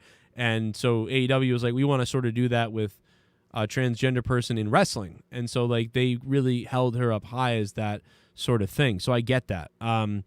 Pac is an original, I guess, too, because he gets $2 million. And the Young Bucks getting as much as Pac, even like to me, that's crazy. Like I would consider the Young Bucks much higher. But okay. Yeah, but is that just wrestling? Do they get paid again as EVPs, or is that combined? That's a good point. Is some of these people like Brandy Rhodes, her $2 million may also take into consideration. Like you may think some people are like, oh, for her wrestling, she doesn't even do anything. But it could be the Brandy Rhodes' contract also, relates to her role, her professional role in the company. So we don't know that answer. I don't know that answer. That'd be good to ask. Maybe ask on Twitter. Find out. Maybe they'd tell you. I'm not sure. What up, J-Man's Rodents? I doubt it. People get the list Joe showed said Dusty Rhodes number 6. Yeah, well, it's Dustin Rhodes. I know. Yeah. We said that earlier. So, because remember I said I read it as Dusty. Well, I think we got to wrap it up because only because I got to figure out. We previewed both shows and we went through a ton of news. It's been insane. A lot of big shows. Yeah, it has been insane indeed.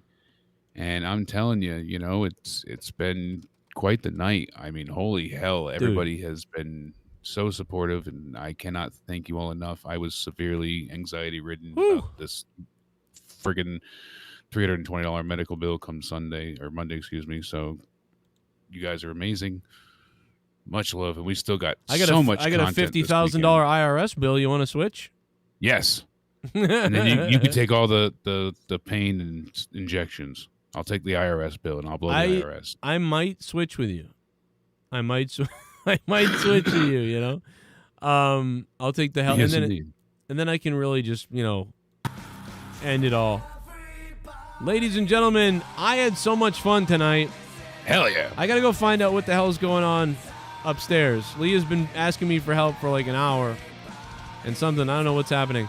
But WWE SummerSlam, and then we got, this is a crazy week. So tomorrow it's Monetize This, big time night, Rampage review. What's going to happen on AEW Rampage? Will CM Punk blow Bryan Danielson? Will Tony Khan explode on the... We don't know. And will the matches be good? Who knows? Plus SmackDown before that. It's a big Friday night starting at 11 p.m. here on the Joe Cronin Show with Monetize This and the post-show of Rampage and SmackDown, plus SummerSlam Saturday night and NXT Sunday night into Raw Monday night. We may not survive this weekend. And shout out to the man who drops the bombs, the king of bombs, Sith freaking Negan. Hell yeah. $1,000 bomb after a $500 one, $1,500. D. Welsh with the Hundy Bomb early, and everybody else who donated. Thank you guys for all donating. This is just fucking insane what Sith Negan did. Everybody dies. They finally got Lance Archer cheered for. I got to give them credit. Good job. They did it. They finally did it. They must have been listening. About time. What's going on, J-Man? What up, J-Man? Road Rants. Good to see you there. Testicle Festival. Everybody hit that like button if you can on the way out. And I'll see you all tomorrow night for a huge night. The Bullfrog Roast and CM Punk debut. It's going to be amazing. Now, 9,900 people stopped in tonight. We're almost at 10,000.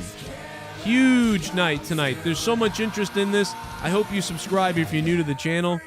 And that way you get my alerts every day with all the wrestling news, the content, the comedy, the podcast, everything else. And on patreon.com/Joe Cronin Show. Again, keep it hard. Leave a like. Leave some comments. I'm going to be reacting to some comments tomorrow before I monetize this as well. That will be fun.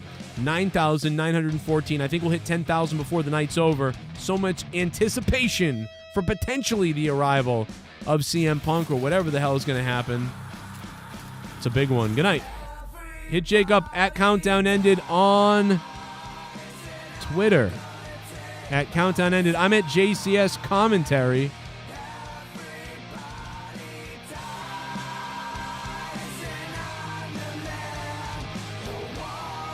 We'll make sure to bring it extra hard Friday night for you guys.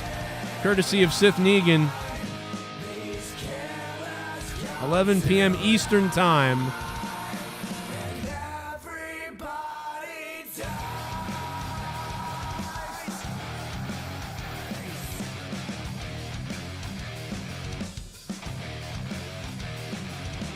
That's it. I'm cutting my dick off, and I'm going to get a job. I'm going to call myself Laverne, and I'm going to NWA, baby. I'm going to sign that $70,000 Billy Corgan contract, and I'm going to be a heel. It's going to be great.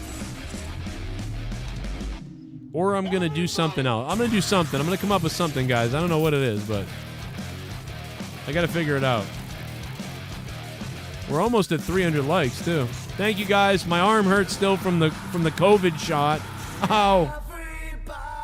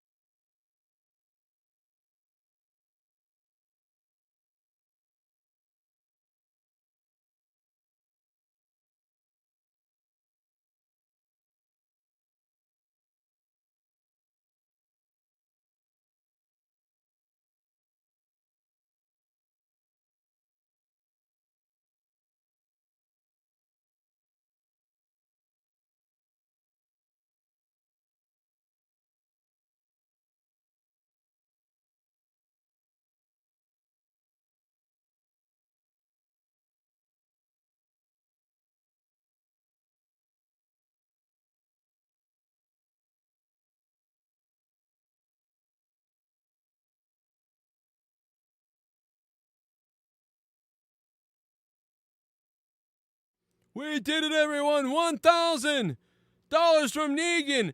10,000 views.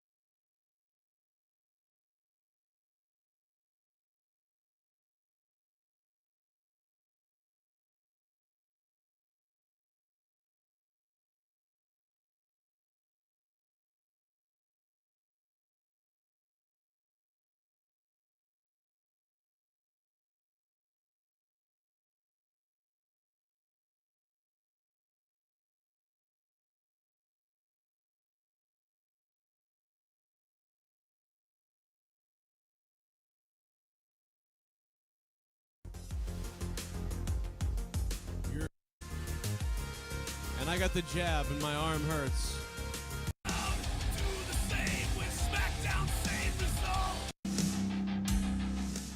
Thursday and we're back for free on YouTube.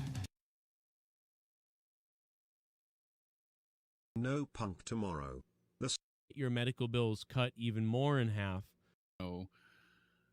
How many times have they done this, so far? Well, do you remember, too, lives up to the expectations. Do you remember the plan? I said that what if Tony Khan has a big announcement, but that's not the thing with Punk. So, that's sort of I starts would love the it show. if that's what he has in mind, and then people are, and then all of a sudden it's happening. All right, great. Yeah. Apparently, Punk is getting 10 to 12 dates of wrestling per year. That's interesting. So that's more than I thought He's would Lesnar. actually wrestle. He's more than Lesnar. He's much more than Lesnar. Goldberg only has 2 dates left in his entire contract. So What would you WWE say? is trying to stretch that out even more. Would you say Punk is more like Edge then, basically? Yeah, I would say. Because how many times are we going to see Edge on TV in a year, you think? 20? 15? It's about similar? About a dozen about that. Yeah, so he's about the same, really, which is fine because, that's like what, Hulk, but it's not. Hulk It's Hogan. 12 matches. I don't know about appearances, but Okay, that's a good point. 12 matches? yeah, 10 to 12 matches. Well, that's really surprising if it's a match. That's what I'm saying. So it's not just it's 10 to 12 matches. Wow, that is surprising. That's what's being reported right now. So that's impressive if that's truly the case. I would be very happy with that. As we said last night, the tease, Fightful has spoke with many people involved with Warner Media and also TNT, who are extremely excited of bringing in CM Punk into the fold, and noted that he'll have their promotional machine behind him upon his return. Boom. So once he does debut, they kind of spoil it here too. I mean, he's coming, but there's a media call right after Rampage. They're doing everything in their power to go ahead and make this the biggest deal. And it really is, because think about 7 years ago, there is a portion of wrestling fans that checked out and stopped watching or tuned in elsewhere. Oh, yeah. They went ahead and they went to Ring of Honor. They went, back to Ring of Honor or to Impact or now AEW, or they just haven't watched anything. Some even started just watching NXT, but they gave up when Punk left because it was more than just Punk, especially when that podcast came out. When he sat down with his longtime best friend, who he'll have to see again in AEW, which I still think is hilarious. Would they have a bitter lawsuit rivalry? Yeah. Best friends forever, tag team brothers, first tag team champions, all this stuff, and a little bit of a lawsuit. I'm just going to let you get screwed. Punk was a real bitch to him. It was unfortunate. Would you say Punk is the Pepsi Plunge top rope pedigrees? Do you think we'll see. But do you think he was in the wrong more, Punk? Or I do, because he was the one talking on the podcast. He revealed this knowledge. Therefore, even though Colt Cabana allowed him a platform to speak, it wasn't him that brought forth this lawsuit, because he wouldn't have known any of this without Punk's knowledge. Right.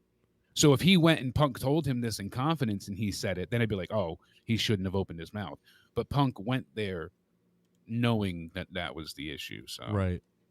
Yeah, I agree, man. I think that and plus Punk, he said the doctor's team was, incompetent, and we know they are. We've seen many, many examples, but him admitting that he shit his pants and it lines up with the tweet and all the stuff that he said. So my big problem is that Punk is the more well off of the two men financially. So I'm surprised that he would go after Colt Cabana like that. I mean, and just be like, listen, I'll just take it. I'm a goddamn star. It's not going to hurt me any. I wish he had, but who knows? Yeah. Maybe they agreed on something behind the scenes eventually. Maybe, yeah. And then they're really in trouble for some kind of conspiracy thing or Yeah, something. right. I don't know. We'll never know for that sure. Was the case. But...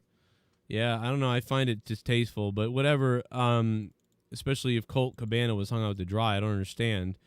I mean, are we sure that Punk? I don't know. Whatever, but whatever. Yeah, because Cole Cole had no idea what he was going to say. I agree, Soundwave. I don't hold him responsible at all. Yeah, I'd be like, if you had, me on the show right now and I went on a racist tirade and then people went ahead and tried to get you canceled for it. It's like, well, you didn't know I was going to say that. So same kind of idea. With that being said, what do you think then? Because we've said so many times, Derek Hance makes a good point in the chat. He goes like, Punk was right about so many things. If Punk was, he really was. Punk was amazingly right. But if he's right about so many things, is he right about AJ Styles being a racist then? I don't know. I mean, like he said, AJ Styles is a racist. Do you think Punk's right about that? I mean, yeah, and we're we've got a lot to consider because Punk has been right about a lot of things. I think that was more out of spite. It seemed. Yeah, and me too. I think it's bullshit what he said, but maybe it's not. Maybe I don't he was agree right. with it, but maybe he's right. Maybe exactly, the New Day's been hanging out with a racist this whole time. We didn't know. And there was a funny story floating around today that I was laughing at. Did you hear that the New Day's original name was going to be Fresh Coat of Paint? Fresh Coat of Paint. Yes. They were on the Talk is Jericho podcast talking. What the hell? They said that's what New Day was. Their original name, literally, this is not a joke, Fresh Coat of Paint. They decided on New Day basically right before, if you think about it, what does that even mean? Even New Day, what does that even mean? And he's like, it's a fresh new coat of paint. Yes, a fresh start. Doesn't have quite the same ring to I it. always took it as like it's a fresh start for all three guys. Like, that's how I took it. And it's a new day. It could mean multiple things. Like it's a new day in the WWE. It's a new beginning for us. It's a new beginning for the WWE. It's a new group. It's a, we're gonna trend set. Maybe it even has something to do with the race thing. Like it's a, something like that. All that shit. That's kind of what it meant for me. Also, new day, like for kids. Like, hey, you had a bad day today, but tomorrow it's a new day.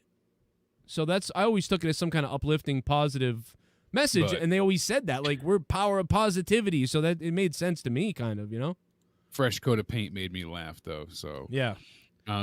Before we get into the big news of today, AEW Dynamite, they're down a little bit, not by much, but last week was 979. This week, 975.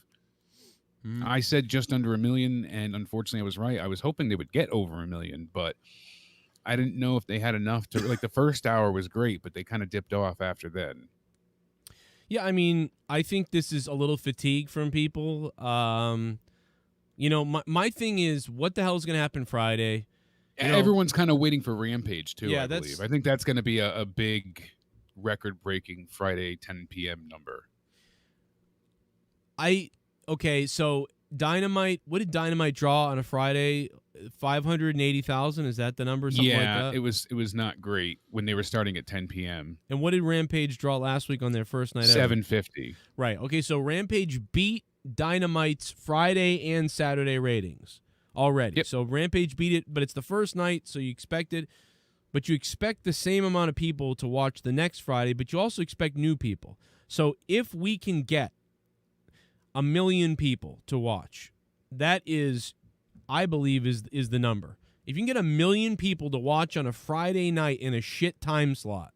Now, I guarantee you, if it was Dynamite that they were building up, this would be a 1.5. Like, they would do a 1.5.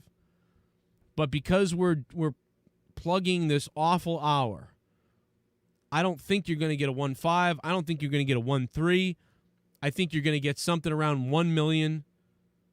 And it could even be 900, but it could be 1.1. Just a little, 1.1. I think it's going to be 1.1. It's probably going to be higher watch. We'll see. I hope so. I hope we're way wrong. I hope I hope it blows it out of the water. But I'm going to say watch CM Punk be like 1 million view difference with all the intrigue and everything. I imagine people getting like 2 million viewers out of this. I would love to see it just because of I don't how know. Vince McMahon would react. I would then be curious how angry WWE would be, and because no one views him as that big of a deal, or else they would have made more of a serious attempt. What I think Vince would say is, listen, we did WWE SmackDown 2 hours before AEW Rampage.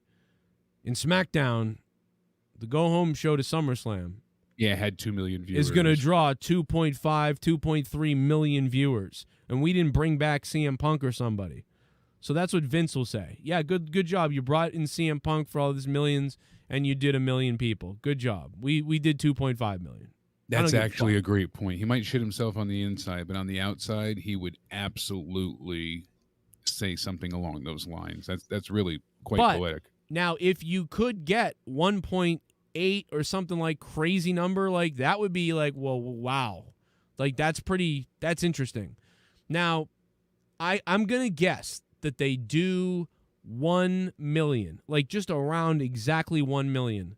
I'm saying 1.1. Jake's going to say 1.1, and we'll see what you guys should all write down your own things or tweet them out or put them in the comments of this video later. And I'd love to see if anybody nails it, nails it. And I can just hit Control Find and type the number in. So as long as you type it in the right formula, in the right amount of numerical numbers, 1 million this, 1.5 million this, and don't just write 1.5, don't just write those things, write the whole thing out. I will numerically be able to find it. I will look and see who comes the closest to the guess. I'm gonna say dead on 1 million, dead on. So close to 1 million as possible. That's what I'll say. I believe 1.1 is possible, and I also believe 900K is possible. But if there has to be an increase above the 750. That's for sure. Yes, I would. 100%. There's so much speculation alone. People are so intrigued with this. It has to happen. If somehow, though, they draw more than 1.1 million or more than 1.3 million, wow, that will be amazing. That'll be immediately crazy, but imagine, like Savage Demon said, they get 17 million. It's no, and so I know, because how many people were watching WWE when CM Punk was on the heyday? Yeah, it was what, 5 million, 4 million, I think. Maybe it was 5, 4 or 5. I think it was 5 at that time. Maybe I'm wrong, but it might be. It was close to it. I'm pretty sure it was around 5 still. Yeah, I'd have to look it up. Yeah, either still 4 or 5 in that ballpark. I know it wasn't more or less than that. Wandy says 9.11 million. Okay, in 2012, they drew a 3.9 million. Yeah, it was that low already. Yeah, that was Raw 1000. There you go. Raw, I think 1000, if that's correct, did a 3. Oh, that's a 3.9 rating though. That's not the amount of people that watched. Oh, yeah, so it would be probably about 5 million, because I could have sworn that got 5 million viewers. 4.72. 4 okay. million. Okay, wait a minute. The average audience was 4.9 million, so 5 million. Second hour drew 5 million. All right. There you go. I was not crazy. Yep. So you're right. 5 million. So that means there's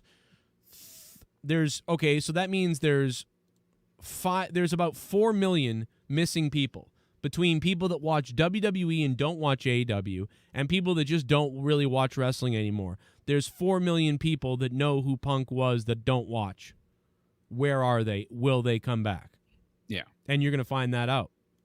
And I don't think it'll be 4 million, but there's certainly a large portion, could be 100,000, could be 10,000, we don't know yet, but I don't think necessarily Punk being on the Fox show, the analysis show that they had, really went ahead and hurt his return here, like some people keep bringing up. I think because that was a non-wrestling performance, and this is going to be him coming back to wrestling. Yeah. And I totally understand, before why he didn't return, because he thought Tony Khan was just going to be another failed adventure, and how many times have we imagine 2 million? Excuse me. I'd blow up, dude. I'd come out. That's what I'm saying. I'd be so excited. Oh God. But how many times have we seen wrestling companies pretty much start and die or turn into pure shit? So I don't blame CM Punk for not joining right away, but he was kind of smart to wait if he did want to return. I mean, this is one of the most interesting things we've seen in a long time, man. What do you think he's getting paid? CM Punk, $5 million, $6 million? Yeah, I mean, it's got to be $6 million. What was Moxley getting? $6 million, right? Well, okay, really? Yeah, Moxley was getting a crazy amount of money. I remember we said that before a while back. Oh my God, like, if Moxley's if Moxley's getting that's crazy. I mean, Jericho got his biggest payday ever, he said, and I think Jericho's getting paid $4 million, $4.5 million. Yeah, it was like $4 or $4.5 million for Jericho. Yeah, I could have sworn Moxley got $6 million. Wow. Yeah, that's crazy. Then I mean, Punk might be. I'm going to double check it now, but he's getting $10 million. Then are you kidding me? He's getting like $6 to $10 million somewhere in there. He's got to be. I bet you it's fucking $10 million. I mean, what? How could it not be? Because he would barely come back. Vince offered him $5 million. He didn't come back for WWE. He was offered $5 million. Yeah, right here. Dean All Ambrose, $6 million. Jericho, $3 on million. The channel. Cheap plug. Also, Jake is in 2 out of 3 of them, so there's that.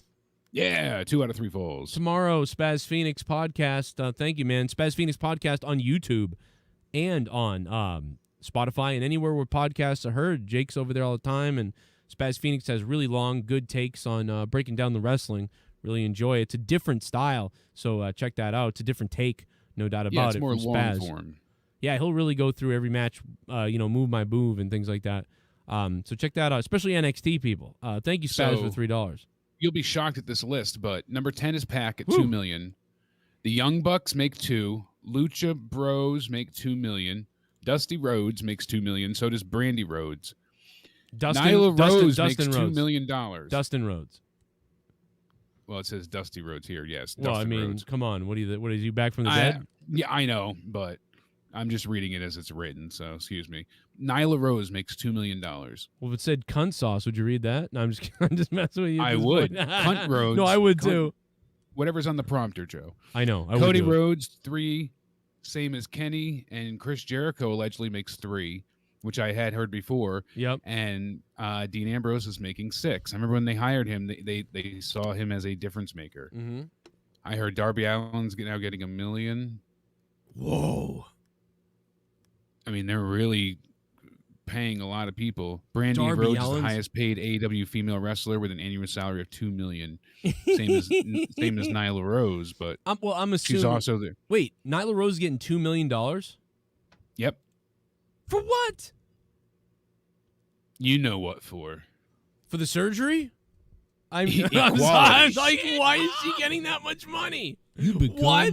Marshall Blackbeard, hello. Maybe that's over 2 years. Joe, here's some golden blooms. Okay. Bullfrog joined my crew and we are going to take out the Taliban and I will betray him and rule Afghanistan alone because I'm a pirate and that's what I do. This is exactly what I've been hoping to hear, Marshall. I think it's a good idea.